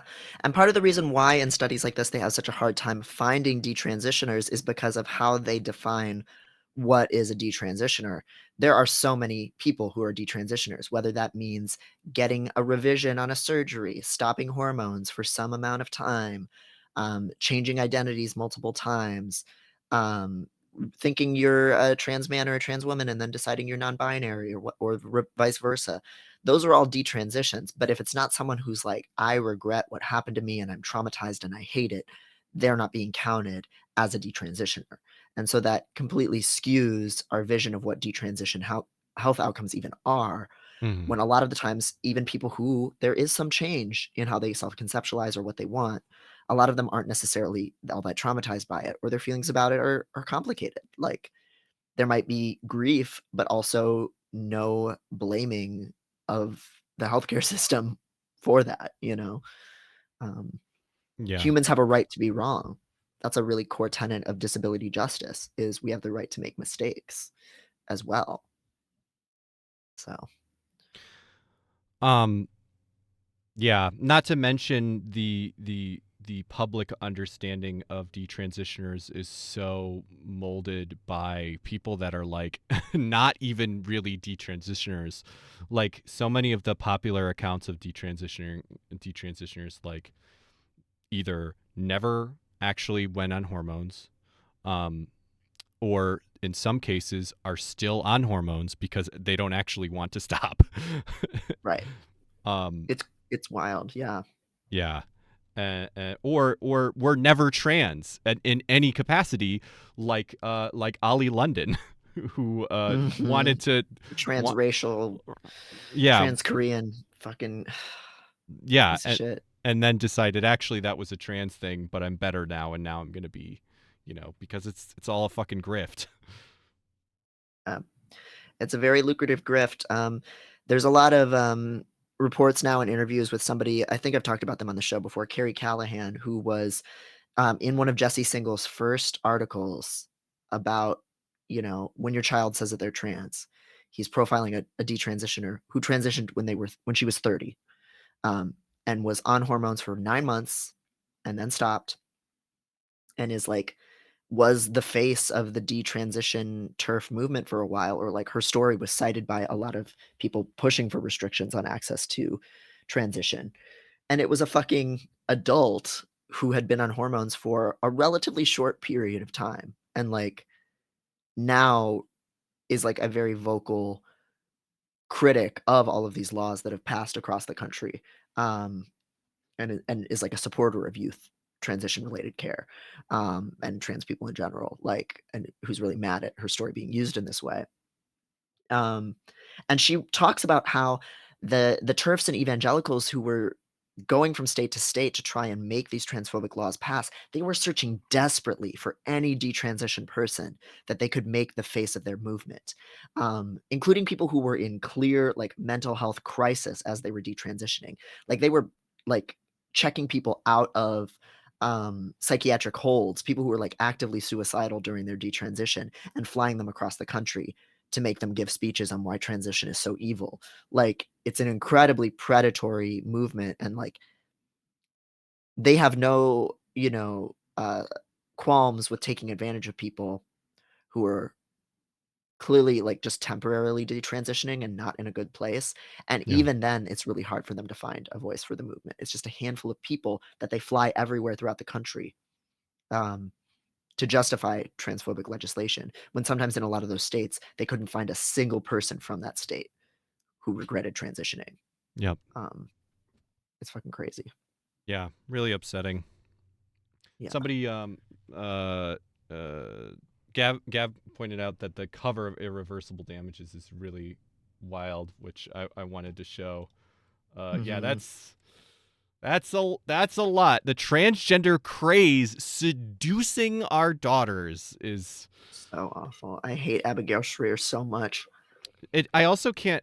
There's something. I mean, I don't know. I probably shouldn't say this, but I can't help but think seduction. It feels so analogous to anti-Semitism. The way that or just race, anti-blackness in the United States. It's Yeah. so it's so those evil blacks are seducing our women. It feels so much like that.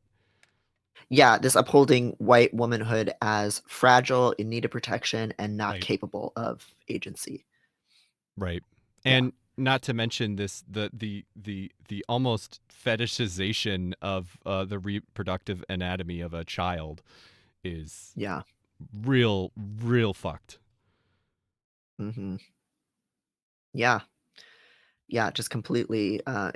It's her, and that book is just so transparent, and it's just equating being a woman with your job is supposed to make babies, and if you lose the capacity to do that, for whatever reasons you might choose that tubal ligation or whatever, or a transition. Yeah, I mean that You know. doesn't. Yeah, I mean just before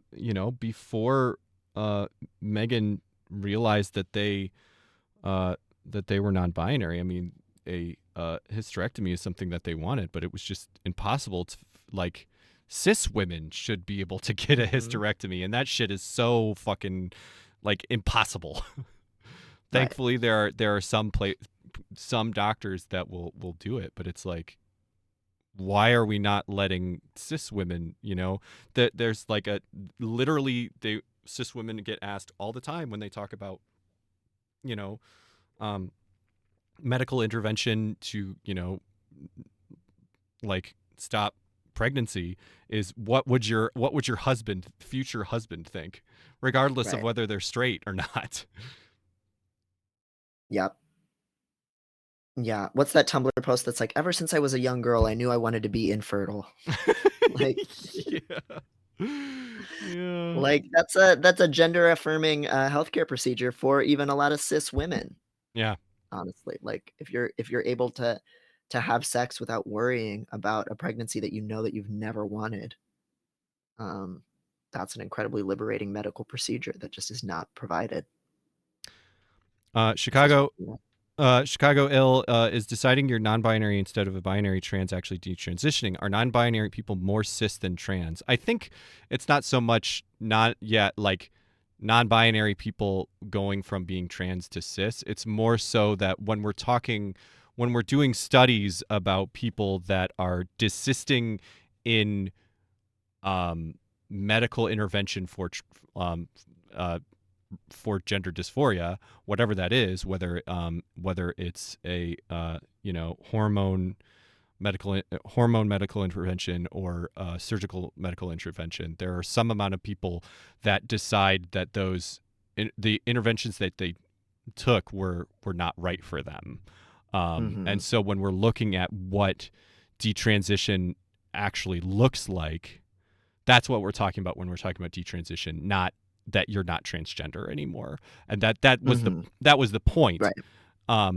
Is that that a lot of those people still are trans, even though they have detransitioned in some way. Right. Yeah. Yeah. Sorry. Oh, I was just gonna say, Corian, cis and desist, yeah, yeah, exactly. Get up. Yeah. Yeah. And I would definitely say when it comes to an individual person's narrative, like whether they want to use that word or we should use that word for them is up to them. Yeah. But I will say that I know a lot of people who identify specifically as non-binary and detransitioners who would say, and that's how I would, again, describe my experience with that too. Yeah. I think it is really important for us to reclaim that term from TERFs who have fear-mongered over it. At the same time, if somebody doesn't want to describe it that way, or they see themselves as just I had different stages of my transition journey and what care I wanted at what time, and wouldn't describe myself as desisting or detransitioning, that's totally legitimate too, Yeah. because these things aren't linear. There is like the binary between transition and detransition is itself like a false one, and that's why I think it's really important for us to welcome detransitioners into our ranks and to not buy into the TERF rhetoric that would have us treat it like it's a scary outcome. Yeah. Yeah. And I think most trans people do actually do that, but it definitely, if we become skeptical of people that identify as detransitioners, which I think trans people understandably are, considering so many of the ones that are like so not necessarily vocal, but whose voices are being amplified rather, are people that are making detransitioning a political cudgel, and there Right. needs to be a space for regret and or for like you said, transition not being linear and or not. Yeah. Right. Yeah. I think, yeah, how Hazelda put it in the chat is really good. I think the point is more that detransing is inherently different from transitioning again, regardless of your starting point or destination. It's not a dirty word and shouldn't be so loaded, because people change their minds either temporarily or permanently all the time. Right. Like somebody who uh, thinks they're bi, or no, so thinks they're a lesbian and then realizes they're bi, they're not like ex-gay or whatever. Right. Yeah. But detransition isn't necessarily a term of saying like, oh, I wasn't ever trans or whatever. It just means like, there's some aspect of my transition that's changing or maybe is being undone, and to some extent, maybe I'm non-binary and I do want certain changes to go in a certain direction back, but that doesn't mean I'm not, you know, not in the community and don't have those experiences. Yeah. I like that idea of taking detransition back as a word, and not, and expanding the definition purposefully to Mm-hmm. Yeah. to include people that, are not political mouthpieces for transphobic agendas. Right. Yeah, because you meet so many of them, like being in like genderqueer discussion groups and trans circles, especially just like, again, genderqueer, non-binary, or just mixed groups of trans people that are not like focused on like, any particular specific identity. You just meet so many people who that is part of their story for whatever reason. It's really mundane. It's really not that big a deal. Yep. If that is a part of your story, like you'll be fine. If you're not happy with where you're at, you're like any of the rest of us that experience dysphoria and need healthcare or social support for that. And you didn't do anything wrong. There's nothing to be ashamed of. You're not ashamed to us, and it's not some worst case scenario. Yeah, and you're Be afraid welcome of. here. That's a really good point Mhm. for if anybody is in going through that in our community. You're welcome here for sure. Mhm. Yeah. Yeah. There's so many just interesting. It's the same as with trans people more broadly. We're having to do a lot of the research for ourselves of like what changes stay, which ones don't. If I want to hold on to my lower voice and my muscle tone, but I don't want, some other effects of tea, how can I manage both of those things? Like we're having to DIY that shit on the fly. So Yep. that's a very trans thing. All right. Um, We still all right, have last one. bullet. Yeah, we have one more bullet point, and then we had to get to the. We're 2/3 of the way through this. Yeah. Oh god, the recommendation. So many. Well, but it should be easier because we've gone on a lot of tangents that we could reference and Mhm. don't need to go on anymore. So Yeah. I think we Yeah. are the first bullet point we went probably took the longest. Right. There's a we lot to can unpack. yeah, we could reference old tangents we've already gone on rather than making new ones. So Mhm. Yeah. So final summary, innovation is important if medicine is to move forward, but there must be a proportionate level of monitoring, oversight, and regulation that does not stifle progress while preventing creep of unproven approaches into clinical practice. Innovation must be drawn from and contribute to the evidence base. This shit is just straight up you're asking for like an impossible ideal of we need better treatments, but we should monitor everything very carefully. And like the kinds of innovation that they actually want to see and prioritize here are like therapeutic interventions, not medical interventions. Yep. As we'll see. Yeah, they're asking for innovations in conversion therapy. Mm-hmm. Yeah, alternatives to transition. Okay, so overview of recommendations. The recommendations set out a different approach to healthcare, mostly closely aligned with the usual NHS clinical practice that considers the young person holistically and not solely in terms of their gender-related distress. The central aim of assessment should be to help young people to thrive and achieve their life goals. So, again, even if they're presenting specifically just with gender-related distress, and they want to transition, they know what they want. Let's take a step back here, partner. Have you considered you're autistic or whatever? Yeah, and I can't help but think thrive and achieve their life goals as like medical intervention for gender dysphoria being counter to being presented as counter to people being able to thrive and achieve their life goals. Like, like medical intervention is necessarily this thing that is going to make it harder to achieve your life goals. So if you can stand to not do it, you should. You shouldn't,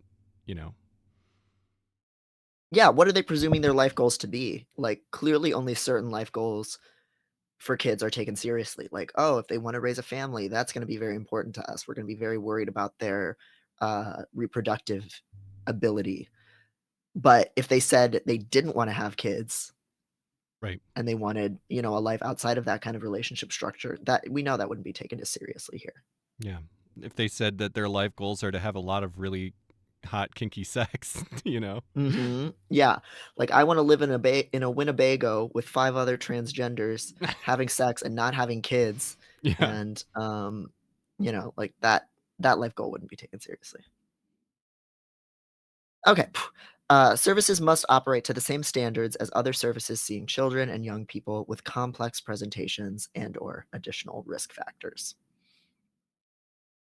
We've kind of already delved into this, but the way that they are treating seeking transition related services is not the same way that they treat any other pressing medical issue Mm-hmm. for a kid. They're holding it to a higher standard. Yes. Expand capacity through a distributed service model based in pediatric services with stronger links between secondary and specialist services. With what money? Like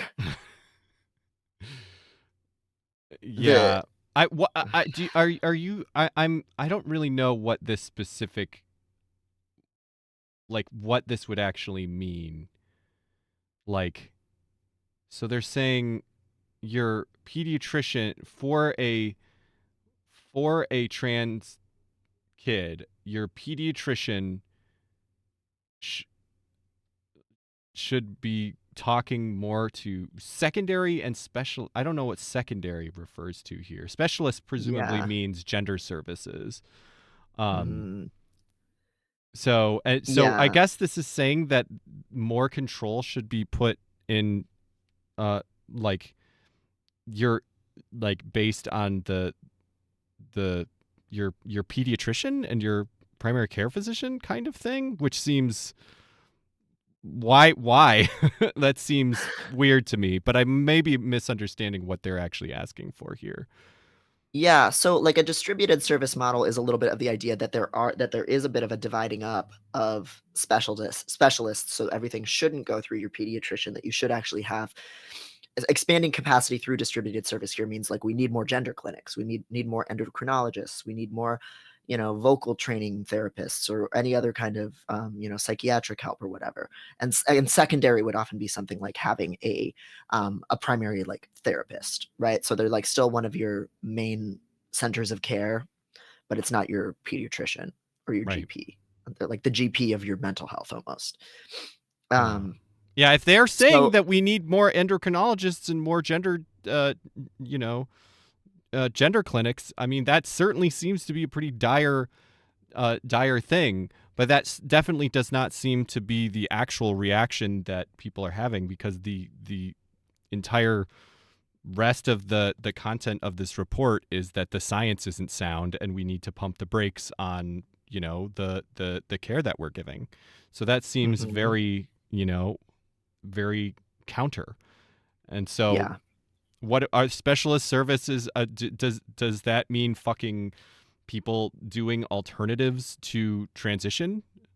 That seems to be That too. what Yeah. if they're suggesting that we should have more money in gender services, but the kinds of care that we're doing not now are not based in fact. What are they asking for? I mean, I guess they're asking for fucking conversion therapy. Yeah. Yeah, like they are on the one hand saying we don't have enough services, especially specialist services that are relevant to the needs of trans kids, which can be a bunch of different things. But it also is, they're sneaking it in there. It's like a line item bill. They're sneaking in, and she talks about this elsewhere in the report, that her recommendation that every child be assigned some kind of like psychiatric supervisor of their care that's supposed to kind of oversee it throughout. When they don't, like, they're calling for requirements that they already know they don't have the services or the number of providers to meet. So they're very sneakily saying trans people need more services in order to be able to access transition. So they're actually saying we're going to add more gates, that we Right. actually don't have enough people to man those gates. More people are going to be restricted in their access to care. Yeah, and this comes at the same time that if if there's anybody with more knowledge than me, but from my understanding, there's a lot of criticism around for labor specifically in talking about, they're kind of doing some of the same things that they're doing here, where they are, pandering to the right.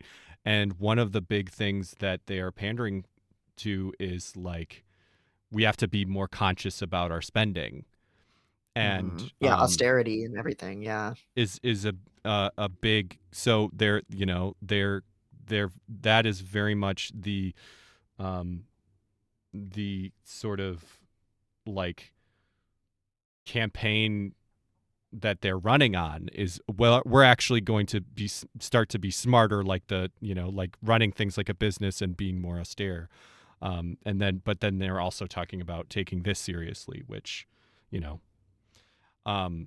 yeah, I can't help but think, you mentioned it. What did you say? A medical coordinator or yeah, that Basically some kind of psychiatric support overseeing the kid's whole treatment the whole time. right. Yeah. Which basically you're saying we need to put somebody in place to make sure that someone to say that whether they're getting too much medical intervention, basically. Yeah. Yeah, basically a therapist overseeing the kid to decide, even to go back to an earlier talking point, whether or not the kid should be allowed to socially transition, whether that's Yeah. psychologically good for them. As if Yep. they're not going to use any objective metric, because there is none for that. Yep. The only one that is honoring it is always good, and we already know that that's not what the viewpoint of this report is. Yeah, we wouldn't need a new position that is medical gatekeeper for each people get assigned a medical gatekeeper if their take was going to be, we should do this. They Yep. should be allowed to do what they want. These 2 bullet points again are like a very funny shot and chaser, or incompatible 2 things. Children, young people referred to NHS Gender Services must receive a holistic assessment of their needs to inform an individualized care plan. This should include screening for neurodevelopmental conditions, including autism spectrum disorder, and a mental health assessment. Yeah. So this kind of goes right into it. You should have some psychiatrist take a 360 view of, well, who knows what else? They actually don't know what to measure. But they should measure as much as humanly possible about you psychologically and develop an individual care plan that is specific to you. Yeah, and basically this, like, why are you screening for neurodevelopmental conditions like autism and mental health, if not to give reasons to not do it? Like, what is the purpose of this other than to gatekeep? Right. Yes. Even though we know from what data we do have that the healthcare outcomes for autistic people who transition are the exact same as for any other group of trans people. Like it's just assuming that it must be worrisome that there's a strong correlation between those 2 things. Yep. Even if their outcomes are fine. Yep. And I will really quickly just hop to another piece of the report, just because we are talking about psychiatric assessment. Basically pointing out that they don't know what they're looking for when they assess this stuff. Despite the agreement within the international guidelines on the need for a multidisciplinary team and some commonalities between them in the areas explored during the assessment process, the most striking problem is the lack of any consensus on the purpose of the assessment process. Yeah. Really really giving them the game away there. Like, yeah, we measure their mental health, we find out if they are autistic or ADHD, we survey their family, we ask them about their dysphoria. We actually don't know why we're doing this. to find reasons to gatekeep, clearly, because what other reason would you be doing that? Yeah. Literally, yeah. Are they noticing that restrictive assessments are like legacy procedures? Well, it's the same thing with autism assessments, right? Like, we still are following legacy procedures. This same NHS is giving adults, a picture book full of frogs for their autism assessment and saying, make up a story about these frogs. So They're big fans of sticking with legacy procedures. I just saw Quarian in the chat. You must answer my riddles 3, or Mhm. hormones I will not give to thee. Yes. And actually, either way, I still won't give it to you. What is my Okay. favorite color? Yes. Okay, so that's this first bullet point here. Every child should get a completely individualized care plan. And then, boop, this next one, standard evidence-based psychological and pharmacological treatment approaches should be used to support the management of the associated distress for gender incongruence and co-occurring conditions. So we need an individualized care plan Yep. full of all these assessments. We don't know what to do with them, by the way. But also, we need to have a standard evidence-based procedure that we apply to everyone. Yeah, that These two totally things those things totally track together. Absolutely. if it's not the most perfect transition, like that one Queer Eye meme, I'm gonna create a transition that's so personal. uh, also, is this saying it's talking about pharmacological evidence-based psychological and pharmacological treatment approaches should be used to support the management of the associated distress from gender incongruence. And so basically, like, we need to be making sure we're looking at any other possible treatment in addition to just medical intervention. Like, is it possible that therapy will work instead of hormones? We should be doing that instead. Yeah, even though in their own report they say therapy doesn't work, like for Yeah. gender dysphoria. Yeah, Yeah. it's really giving. We need to look at every single option, and not just hormones. Mm-hmm. Yeah, and also that the burden of proof should be standard evidence-based, double-blind, Right. best practices, and if that's just not the way that managing health actually works when you have a large population of patients who are expressing an unmet need, you can't just not meet their need for years because you're still collecting evidence. Yeah. Or because by its nature you can't get that standard of care. Yeah, I mean, I Even don't like that's just not the way that like when I go into the doctors for a for a problem, they're not like they are like working off of best practices. They're not like trying to do science on me to decide whether or Mhm. not that it is like, the science is a thing that is done in on population on some like people in studies. It's not like everyone that wants healthcare needs to be in that kind of study. Right. Yeah, you're not doing an ABA on and off personal control sample for every person's treatment because it would make them go insane. It's very bad for them Yeah. to do that. Yeah. Shit, there was something I was about to say, but it's escaped me. That's okay. But just something about this being like the burden of care just is not. We don't apply any other treatment to this standard. Yeah. Yeah. At all. Yeah. Services should establish a separate pathway for prepubertal children and their families. So again, separate pathway. We don't want to get them on the trajectory of Right. transition. Right. We And don't also assume that they're going to transition. Also more, infrastructure on a on a treatment that, everyone acknowledges that I guess I haven't said this like explicitly, but it's so clear that the way that these public institutions like work is by they're like, well, trans people exist, and so we have to give them care because we can't actually find any evidence that that's not true because there isn't. but instead we're just Mhm. going to, not fucking fund it. And so everyone needs to be, everyone needs to wait like 10-year waits. We're talking about. This is an insane, Mhm. an insane thing. And that is already the strategy. And all of these recommendations are talking about adding more structures to that underfunded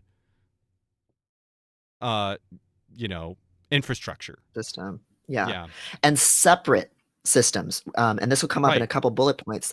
They want to create a totally separate set of pathways and providers for prepubertal children. They also want to create a completely different treatment apparatus for detransitioners. So there's all these separate silos, these bureaucratic pipes that you have to get your way into, which are themselves going to have, as you mentioned, strain and long waiting times and a lack of connection between these groups. It's almost like they don't want prepubertal trans kids to meet actual, like, transitioning trans people, or for their Yep. parents to meet them in the same place. Yep. They want to keep them siloed, and they want Yeah. to treat detransitioners as if they're completely separate. Yeah. They want people to be less conscious of themselves sharing a political and an identity class, which makes it harder for them to advocate for better care if they're all in these separate silos. It's like one of the number one tools of bureaucracy for keeping people from accumulating power Yep. or self-awareness, like, of the situation they're in. Yeah. So creating separate services for prepubertal children, ensuring that they are prioritized for early discussion about how parents can best support their child in a balanced and non-judgmental way. Yeah. So they When need to families be slash they need to be presented with turf talking points and, trans positive talking Mhm, points both. mhm. Fair and balanced. Yeah. Like, have you tried just being a feminine boy or whatever shit? Have you tried well, this is to the parents, so have you Mhm, tried, not letting them socially transition? Have you tried mhm.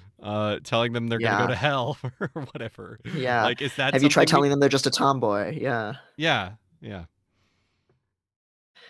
When families slash carers are making decisions about social transition of prepubertal children, services should ensure that they can be seen as early as possible by a clinical professional with relevant experience.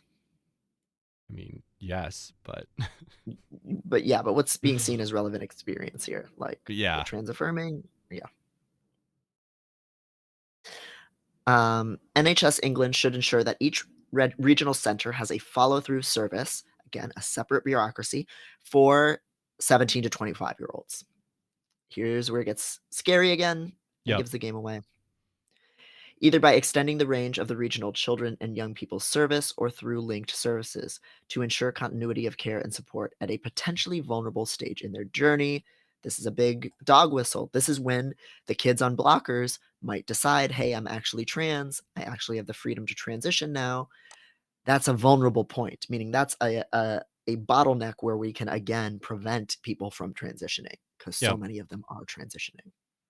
Yeah. A lot of the reaction to this is people saying that this calls for an end to pre-25 um like transition. Um and then there are, like, I've literally seen the fucking, X community notes that are like, well, actually no, it doesn't call for ending um uh transition for minors or for people under 25. It's just, connecting minors. And but what is so what It's this heading there. but the point of this is so clearly to add additional roadblocks to um to my like trans minors Mhm. getting hormones and getting surgeries and all that stuff. The Yeah, entire or even socially transitioning. or even socially transitioning. So the entire point of this whole fucking thing is we don't have a lot of data, and the data that exists is all bad, um, except the ones that we like. And so we don't know what happens when minors transition, and too many of them are transitioning. So we need to make less of them transition. So here are all the ways that we are going to add roadblocks to minors transitioning, or even receiving puberty blockers or wearing gender nonconforming clothing. And then they go even farther by suggesting that under 25-year-olds in the context of trans care should be considered minors. So Yes. technically, no, they did not say that under 25s should be banned from transitioning. They merely said that all of these roadblocks that they've suggested for minors, seeking, minors with gender dysphoria should also be applied to people under 25, which is Yeah. very That's where careful. it's headed. They're very careful and this is clearly very well thought out in the exact way in which it is presented. This is, it is really, really worrying. And then, like you said, again, now there is a commission. There is a similar commission to this that is supposed to look at care for adults, trans care for adults. What is that going to recommend? Certainly, it's going to recommend more roadblocks. Yeah. Yeah. And in the report, Cass repeats the myth that from age 17 to 25, your brain is still developing, and that impedes your ability to make decisions. And we've talked about this before on the stream, but that's the 25 mark is completely arbitrary. It's a myth because the brain is always developing and changing. People's judgment is always changing. The way that people think and process shifts, and as you get older, your processing speed slows, for example. But that doesn't mean that somebody who's 65 or even 50 and beginning to experience those things lacks the ability to make decisions about their lives and their bodies.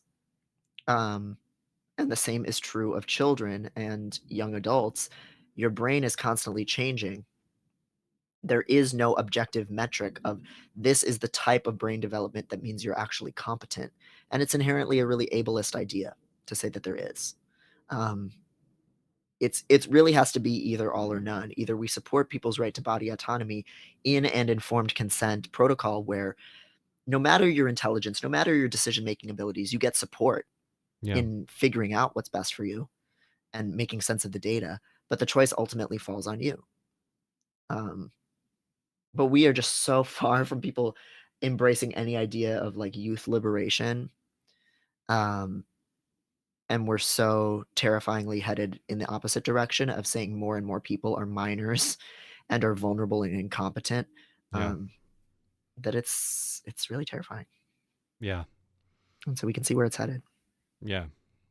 Yeah. It really frustrates me that, and so I do want to be precise in, we should be pedantic in no, this doesn't end transition care for under 25s, but what it does is just as suspicious, and it feels so clearly like it was built for that misunderstanding to happen, and for this like fake correct, this like, not fake, but like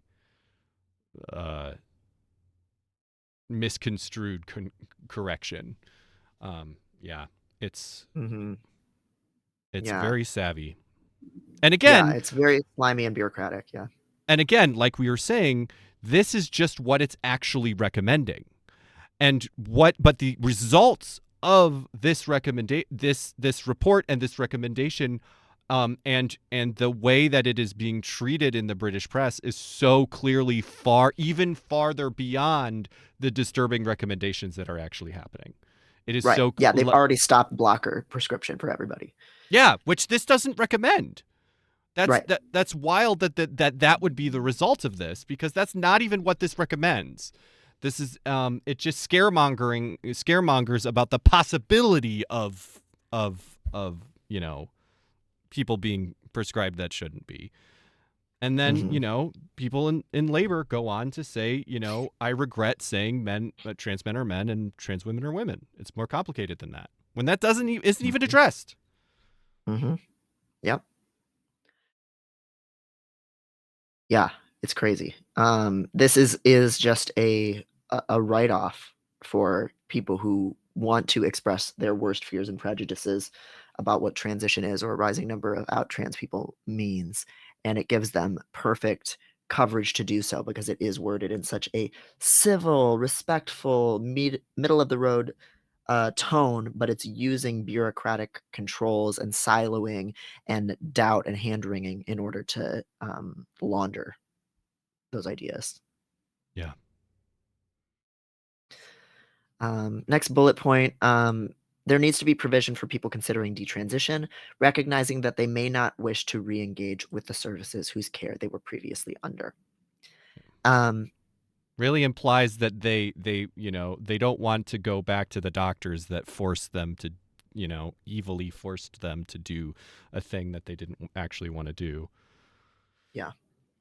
And as my friend Jess White pointed out, who is a detransitioner, in the NHS, you normally don't have the right to reject a doctor that's assigned to you. Nowhere else in the system are you allowed to say, I'm not comfortable working with this doctor. I don't trust this doctor's judgment. I need a different provider. There's no recourse if you have a doctor that's unfair to you or is preventing you from accessing transition. Which there should be. I mean, I've definitely There should be. heard that's a huge problem. Mm-hmm. Yeah, and again, this is something Philosophy Tube goes into in her video about navigating the NHS. If your doctor just won't return your emails because they're not comfortable with you transitioning, there's like nothing you can do. But under these guidelines, if you're a detransitioner, you can be siloed away from all other transition-related care, and assigned a completely different doctor. There's this prioritizing of detransition as the correct path, as a path that we need to be really sensitive to, and the assumption being that it is transition regret and trauma and damage done to you, rather than just I'm still trying to figure out what is best for me or trying to recalibrate things. I can't Which is often the imagine. case. I can't imagine if these, assuming that these, they're talking about actual clinics for detransitioners, right? So, and I can't Mhm. imagine that this will not, these places will not be exactly like, pro-life education centers, Yeah. which are places in the United States which are they basically present themselves as abortion clinics, and then like do you know the names of? I was trying to I'm it's been a minute since I've read about it, so I'm trying to remember. They're always like family planning centers, I think. Crisis pregnancy centers, yeah. Yeah, crisis pregnancy centers. Thank you. And they are Mhm. specifically like built to look like abortion clinics, but then they actually do not perform abortions, and their sole purpose is to convince you not to have an abortion. And I cannot imagine that this that these detransition clinics will not be like that, you know? Mhm. And that trans people will not be directly shunted into these transition clinics at any, for any reason. What if that medical coordinator decides that actually, you need to go off of hormones because, you're autistic, and so maybe you couldn't Mhm. actually consent to that. Does that mean that you need to go into these detransition clinics? Mhm. Right. Yeah, again, to echo some of the experiences my friend Jess White had, who is a writer and always like, I know that they would want me to like credit them by name for stuff. They transitioned as a trans guy in San Francisco in the early 2010s or like aughts to 2010s, and their gender therapist at that point in time, it was a different time, was very like, rah rah, you're a man, you're a manly man, you got to do all this man stuff, very binary gender conforming understanding of things. And so then when my friend Jess was like, oh, I'm actually not a trans guy, I'm like some kind of non-binary or something like that, I want to detransition, the therapist immediately switched over into, oh, you got to grow your hair out, you have to learn how to wear makeup, you have to dress in a more feminine way, you have to present in this feminine way. All that she had was gender conformity in the most like hetero cis scripts to promote that was her vision of validating my patients. And it turns out that my friend is like a butch dyke boy, non-binary person, you know, like both of those options. Classic boy twink. Classic boy twink. I don't know this person, so I don't know that, but that's what I'm imagining. Well, they have been likened to some people in this very chat as looking like Cillian Murphy and Matt Bomer. So, you know, salivate over that, everybody. Which I know they would want. So, you know, like that is the kind of treatment that a lot of times you get if you put on this like detransition pipeline. There's this assumption that you're damaged goods and that you want to be a beautiful wombin again. There's almost no care for detransitioning trans femme people whatsoever. And it's just as traumatic and it's just as forcing a particular view of gender as a lot of the like worst old trans healthcare used to look. Yep. That failed us because it is so focused on straight people and binary presentations and shit. So really weird, really lopsided, again, really gives the game away. And again, more money from a very small pool towards things that are not transition. Yeah, exactly. With what money are we going to do this shit? A full program of research should be established to look at the characteristics, interventions, and outcomes for every young person presenting to the NHS Gender Services. Is does that exist? I highly doubt that exists in any other context in the NHS. Yeah. I mean, correct me if we're wrong, but I doubt that they look at the characteristics, interventions, and outcomes of every patient for any other type of service. Yeah, which they totally have funding for. Yeah. Yeah. We don't know the actual rate of detransitioners, again, because it's a slippery definition. We don't know the actual rate of transition, you know, satisfaction, because we are using a bunch of moving goalposts for what counts as a satisfactory transition, blah, blah, blah. We're going to measure everything about every trans person. It's not possible. And if somebody stops accessing services for whatever reason, how are you going to interpret that? Yep. You're not going to actually know why somebody dropped off the map. It could be anything from they moved away to they switched to DIY, HRT. Yep. You know, it's just so incredibly authoritarian. The puberty blocker trial previously announced by the NHS England should be part of a program of research which also evaluates outcomes of psychosocial interventions. There's those conversion therapy shits, which again, they've said repeatedly there are no therapies that work on gender dysphoria in their own report. Right. But their recommendations don't, you know, allude to continuing those, you know, practices. Right. Yeah. As Hilarctic says, this is setting the bar so high you have to get in a spaceship to reach it. Yep. Yeah. Yeah. All in the name of just asking questions. Mm-hmm. The option to provide masculinizing/feminizing hormones from age 16 is available, but the review recommends extreme caution. You don't say. We gathered. Yeah. Yeah. We gathered.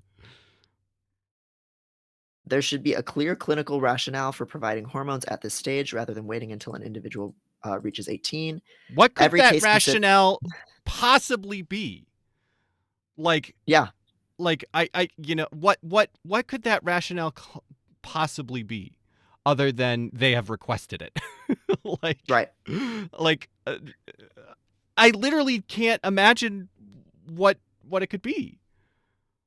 Yeah. Well, because they haven't defined any basis for it. And it's not going to be like severity of distress. I can tell you that much, because if a teen is saying, I need hormones now, I'm suicidal, I'm depressed, all of these things, they're going to say, oh my God, we need to rule out this suicide first. We need to rule out this suicide ideation and depression. We need to focus on treating that first. It's it's my hormones and I want them now. I don't know if that's an American reference or just did you have those ads? It's my money and I want it now. Oh yeah. The J.G. Wentworth. It's my hormones Right? and I want them now. Yeah. Like, but this is like the problem with only viewing transness through a medicalized pathology lens is Yeah. you need it really bad enough, but if you need it so bad, then we can't trust you because you're distressed. and You're mentally ill. Yeah. Yeah. Yep. So it's impossible. And this is also another one that made a lot of people really insane with rage.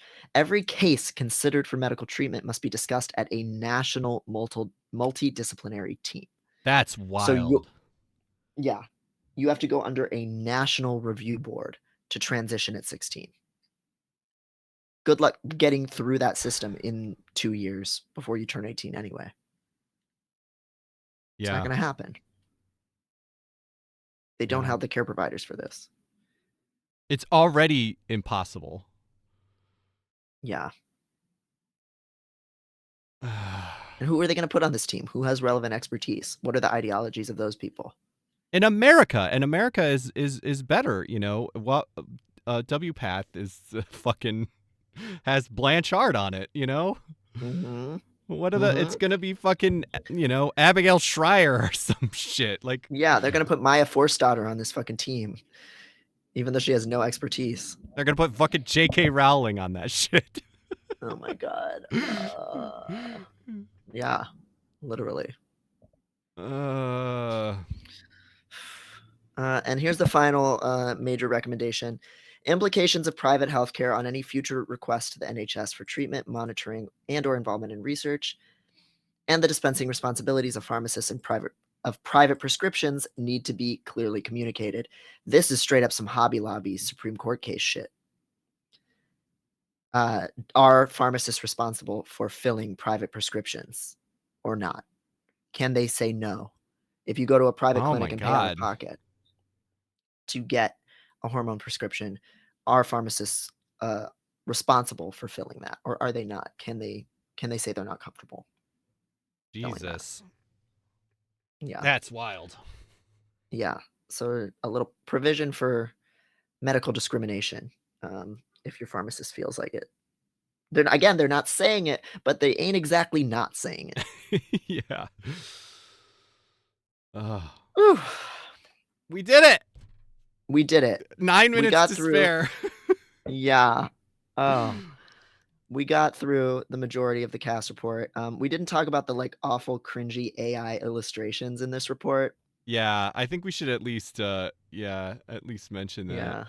Wasn't there one these from are from the front where you could see the hands on the front on Yeah. the like the Yeah. Yeah. Yeah. Computer enhance.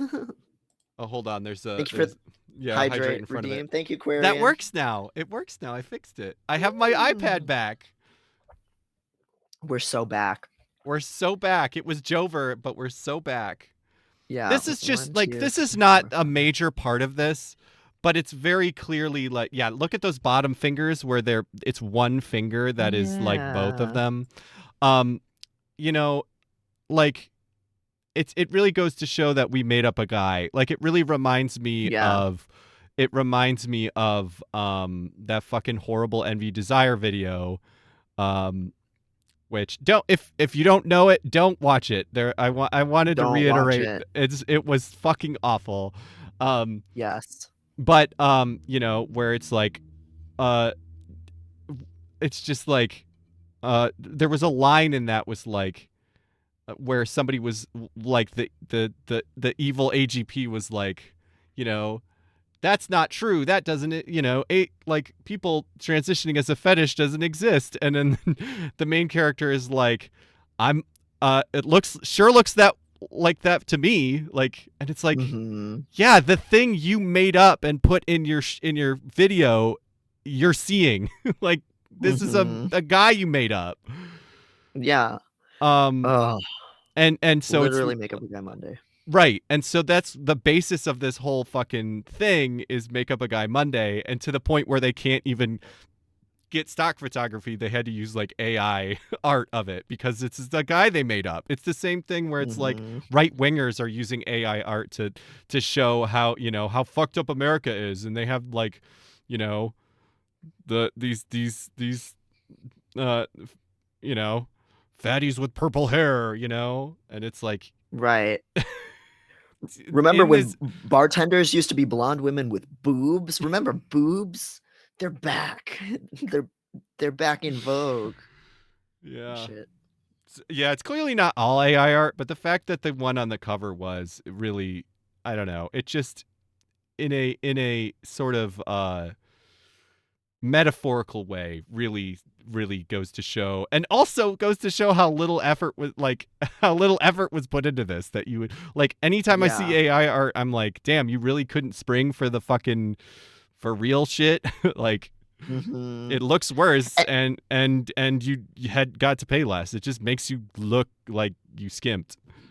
Yeah, this whole thing is like that in that, like, we just went through the like executive summary, but Right. when you actually go through this full report, it's not like it ever really gets any deeper. The only charts they really have are just charts showing like, oh, the number of trans people have gone up, especially trans masks. Oh no, like, and bullet points. Everything here is a bullet point with like no citations and a judgment issued by Hillary Cass. Like the clinician's role in consultation should be this. Like this is what the process should be. Like it is.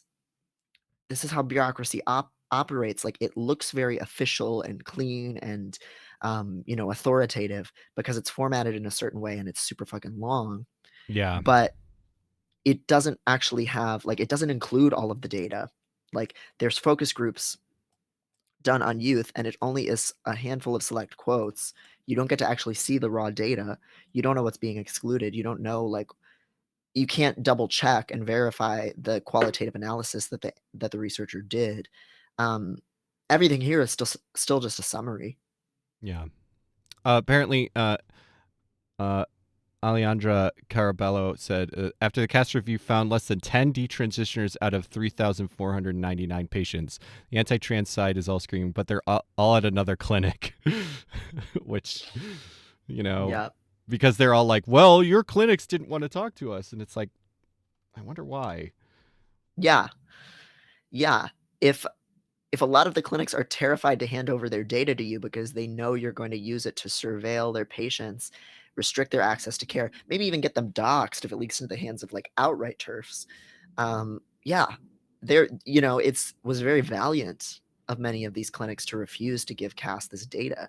And it's not their fault that they chose to do that, to try and protect their patients in that way.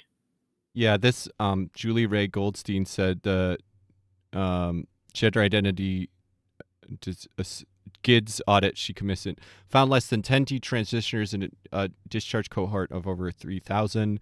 Cass herself only spoke to 2, is what this cites. Jesus Christ. It's out of fucking control. Yeah. So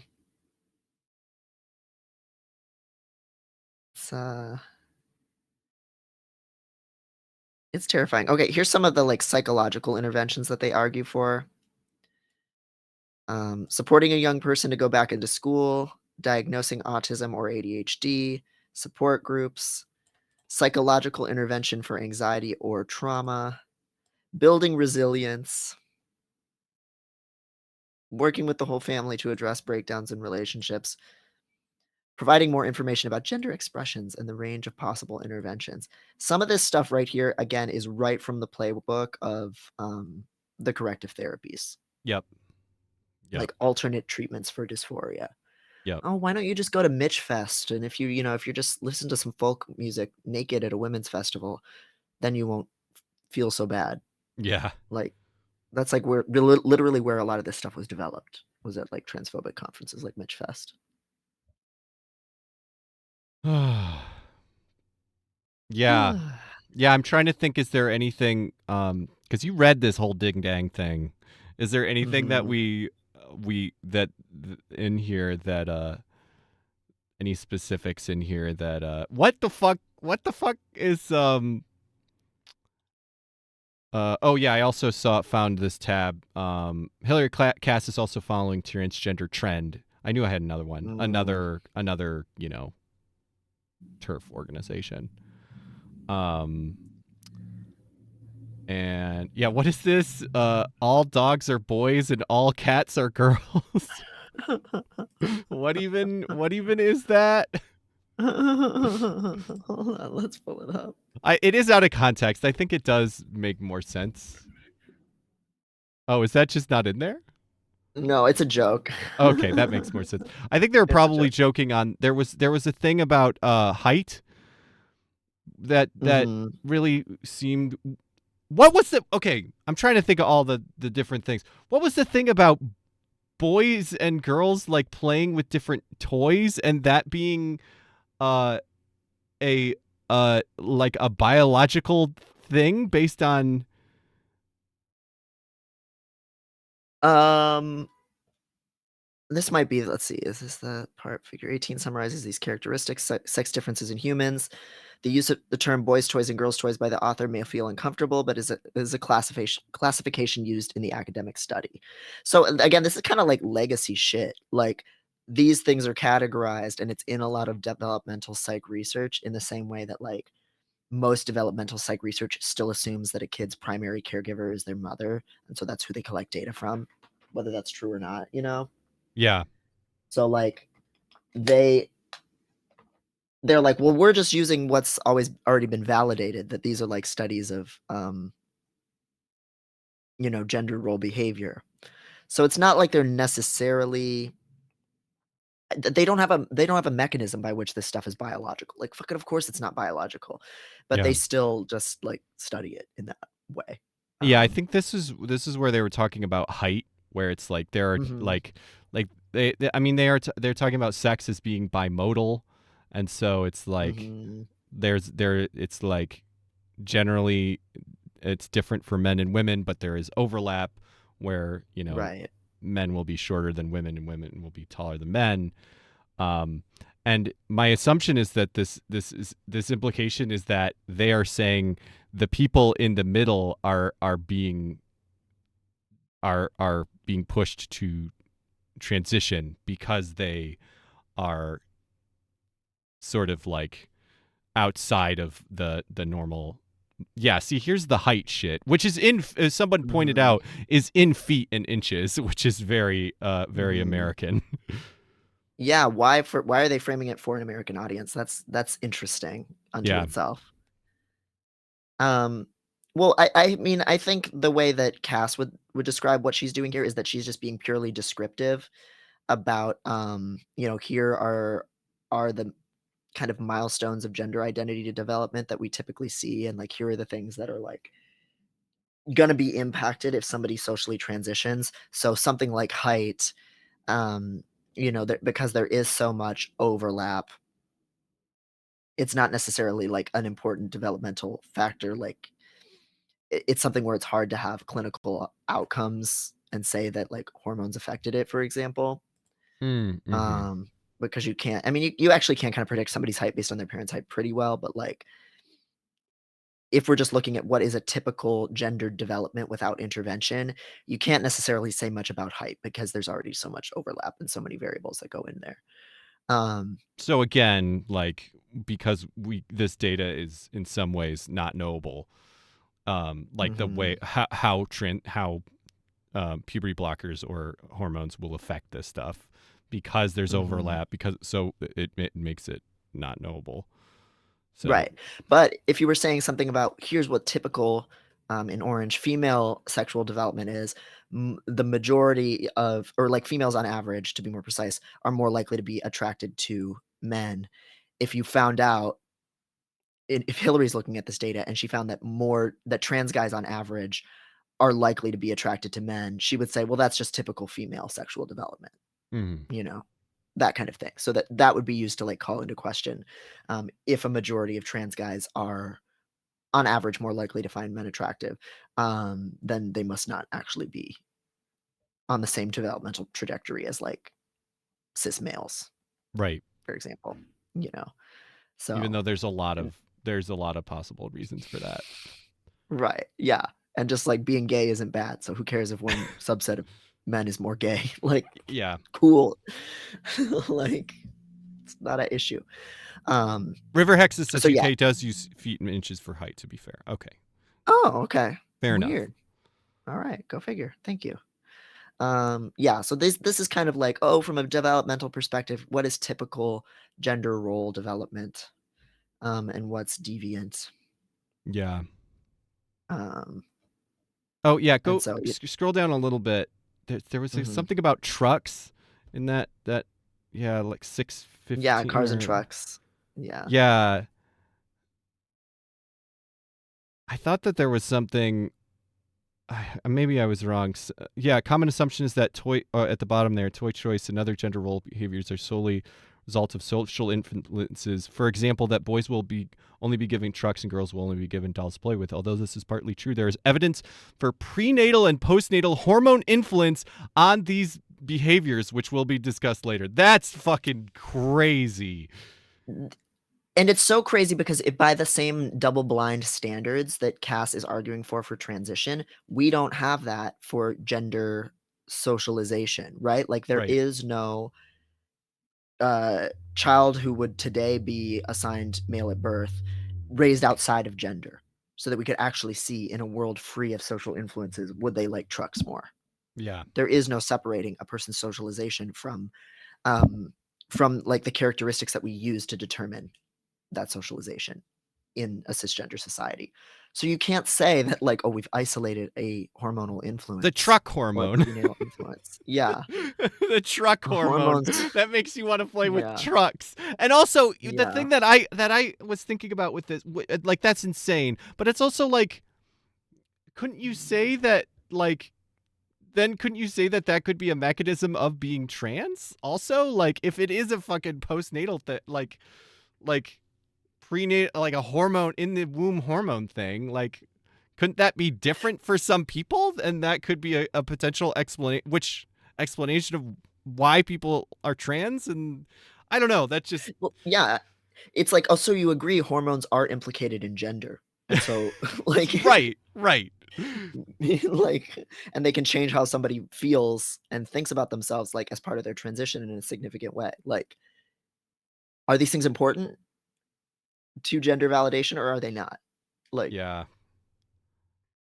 Do makes no you sense. do you remember what? Because they say they'll discuss it later. Does that come back up? What do you remember them talking more about that? Or Let me pull up the yeah, let's see. postnatal. Yeah, there's not. uh, Okay, there's a few more on prenatal after this. Sex type play has been studied more extensively than any other human behavior in this context. Okay. And at least 10 independent research groups have reported a link to prenatal testosterone exposure. So there's a few things going on here. There is some developmental psych research that shows like in a typical AMAB kid's development, there are a few points in development in relatively early in life where you have a few like testosterone spikes in like at like age 2, and like some of those things are related to like energy levels. Like if you have a testosterone spike, you're gonna generally be you have more like most people. And it's just like the most like physiological sense, like you're bouncing off the walls a little bit more. So Right. that might be reflected a little bit in play. You're more rambunctious. Again, there's a huge amount of overlap between gender assignments at birth, but there are just like biologically, on average, a few testosterone spikes that we see register in maybe more. It gets called aggressive play because they're looking at what they see as boys, but it's just like more rambunctious, more like physical play. So you see some things like that, but again, there's a lot of layers to like how we interpret it Yeah. and what meaning we make out of it. It smells like Evo psych bullshit, evolutionary Yeah. psych bullshit, which you've talked about some on here as being really, really bunk and based on really bad science. Yeah. Yeah, it's really deeply flawed, and it just again editorializes over a few biological observations and entrenches them to like such a ridiculous degree. And like if it were some other literature, we wouldn't do that. If it was the literature on like, does sugar make kids, rambunctious? Like that literature has always been like, no, it doesn't. We haven't found iron type proof that it does, But like, oh, we see, there's a testosterone spike at age 2 that makes boys Play with gotta be trucks. boys. Yeah. Makes boys play with trucks specifically. Right. Yeah. And Yeah. again, this stuff is, none of this shit is fucking airtight the way they want. None of this shit is fucking double blind. None of this shit is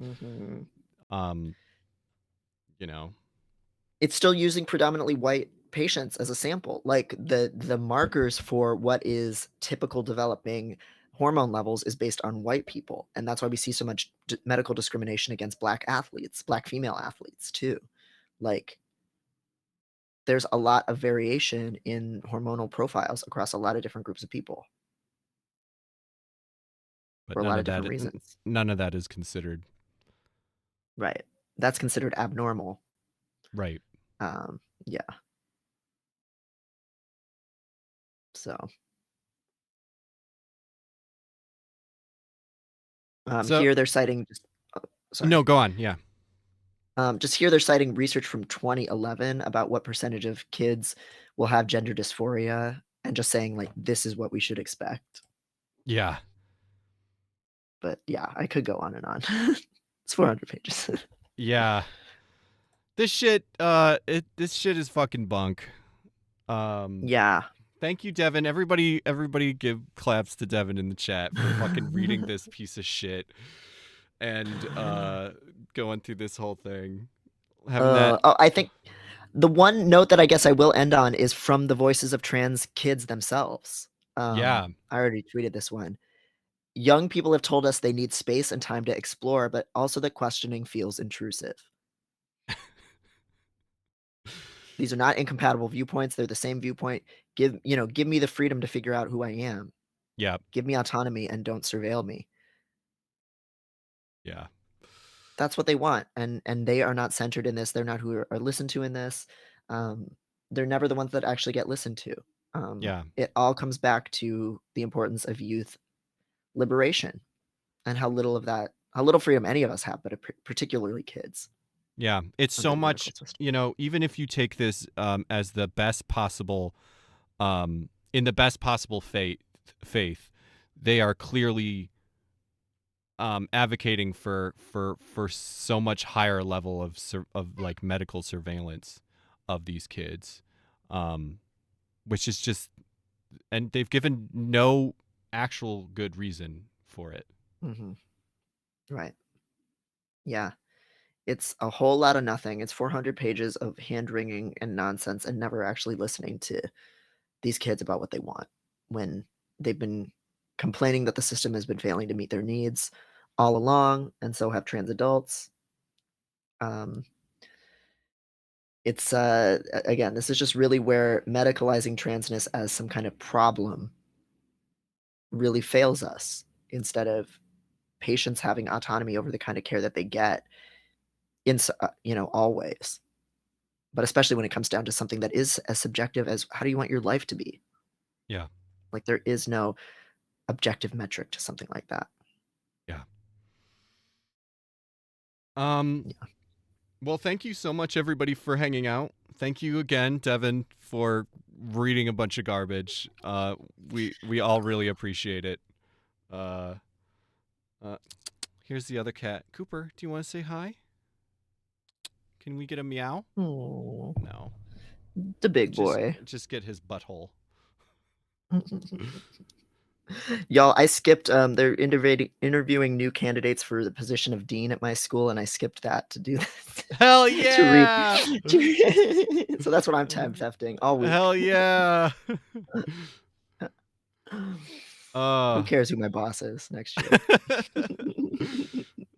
All right. Well, again, so I'll just quickly. Most of you probably were. For anyone who wasn't here at the beginning. Again, always, follow us in various places. but we're gonna be next week. We are gonna be drinking and driving. It's both of our birthdays, and we are going to be getting drunk and driving real cars in a video game. And Yes. in a bunch of variety of ways. But in particularly, we want to do a very dumb segment that is lightning piss. We'll figure out a better name. Lightning piss is good. Yeah. I like lightning piss. Uh, Yeah. Where yeah, legally, this is a joke. No, actually, not just legally. It's bad to drink and drive. But Yeah. so we're gonna be getting drunk, playing driving games, and we need hot take suggestions. We need prompts for us to have the hottest of takes that'll get us canceled.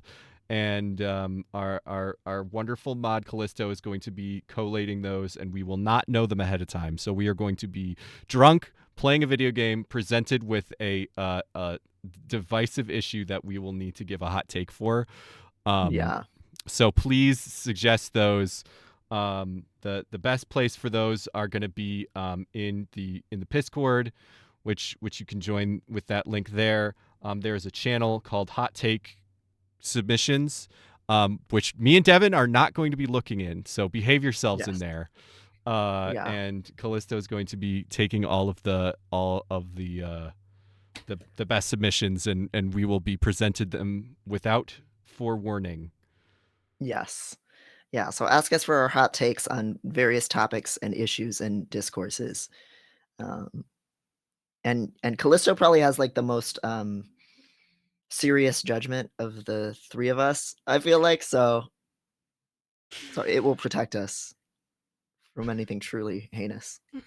But also put the heinousness in there. It'll be pretty funny. Yeah. Yeah.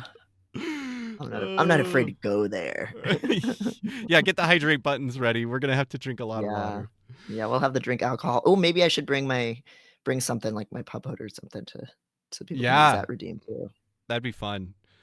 Yeah, drunk driving with a helmet on my head. It makes it hard to see. I also need something. That would, to be fair. Well, I could bring. I have a pup hood and I have a deer like face harness, so I could bring both. It's pretty adjustable. So yeah. I would wear that pup hood. That pup hood looks adorable. Yeah, it's really cute. The Argyle, you mentioned horse blinders. The deer face harness I ordered, I tried to get horse blinders from it, but the maker couldn't get it to fit. But I do have a horse bit, but that's not very good for streaming, to not be able to talk. Yeah, wouldn't affect my ability to play the game. It would just affect my ability to stream about it. Yes. Okay. I don't know why.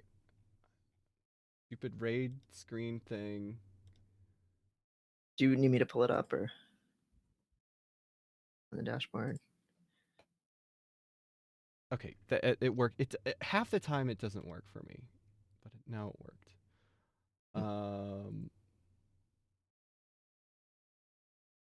Yeah, I'm open to any of these people. Yeah, let's see. Look at my account too. Yeah, I'm trying to see like who do I know? How do I know these people? Okay, so I've actually never watched the stream because usually he streams in the middle of the night. But do you know Wayne Radio TV? No, I do not. Yeah, he always streams in the middle of the fucking night, but he's streaming right now a Palestine fundraiser, so that might be fun. Oh, cool. Sure. Cooper on my keyboard. But he I know him because he did the it's like Half-Life with AI, but the AI is self-aware, but it's not actually AI, it's just people like it's an amazing series if you've never seen if you've never seen that. It's just people like in Gary's mod pretending to do the Half-Life 1 like campaign, but all of the other NPCs are people like doing really good impressions and like just role playing as really bad, really dumb. It's really good. Yeah, let's do it.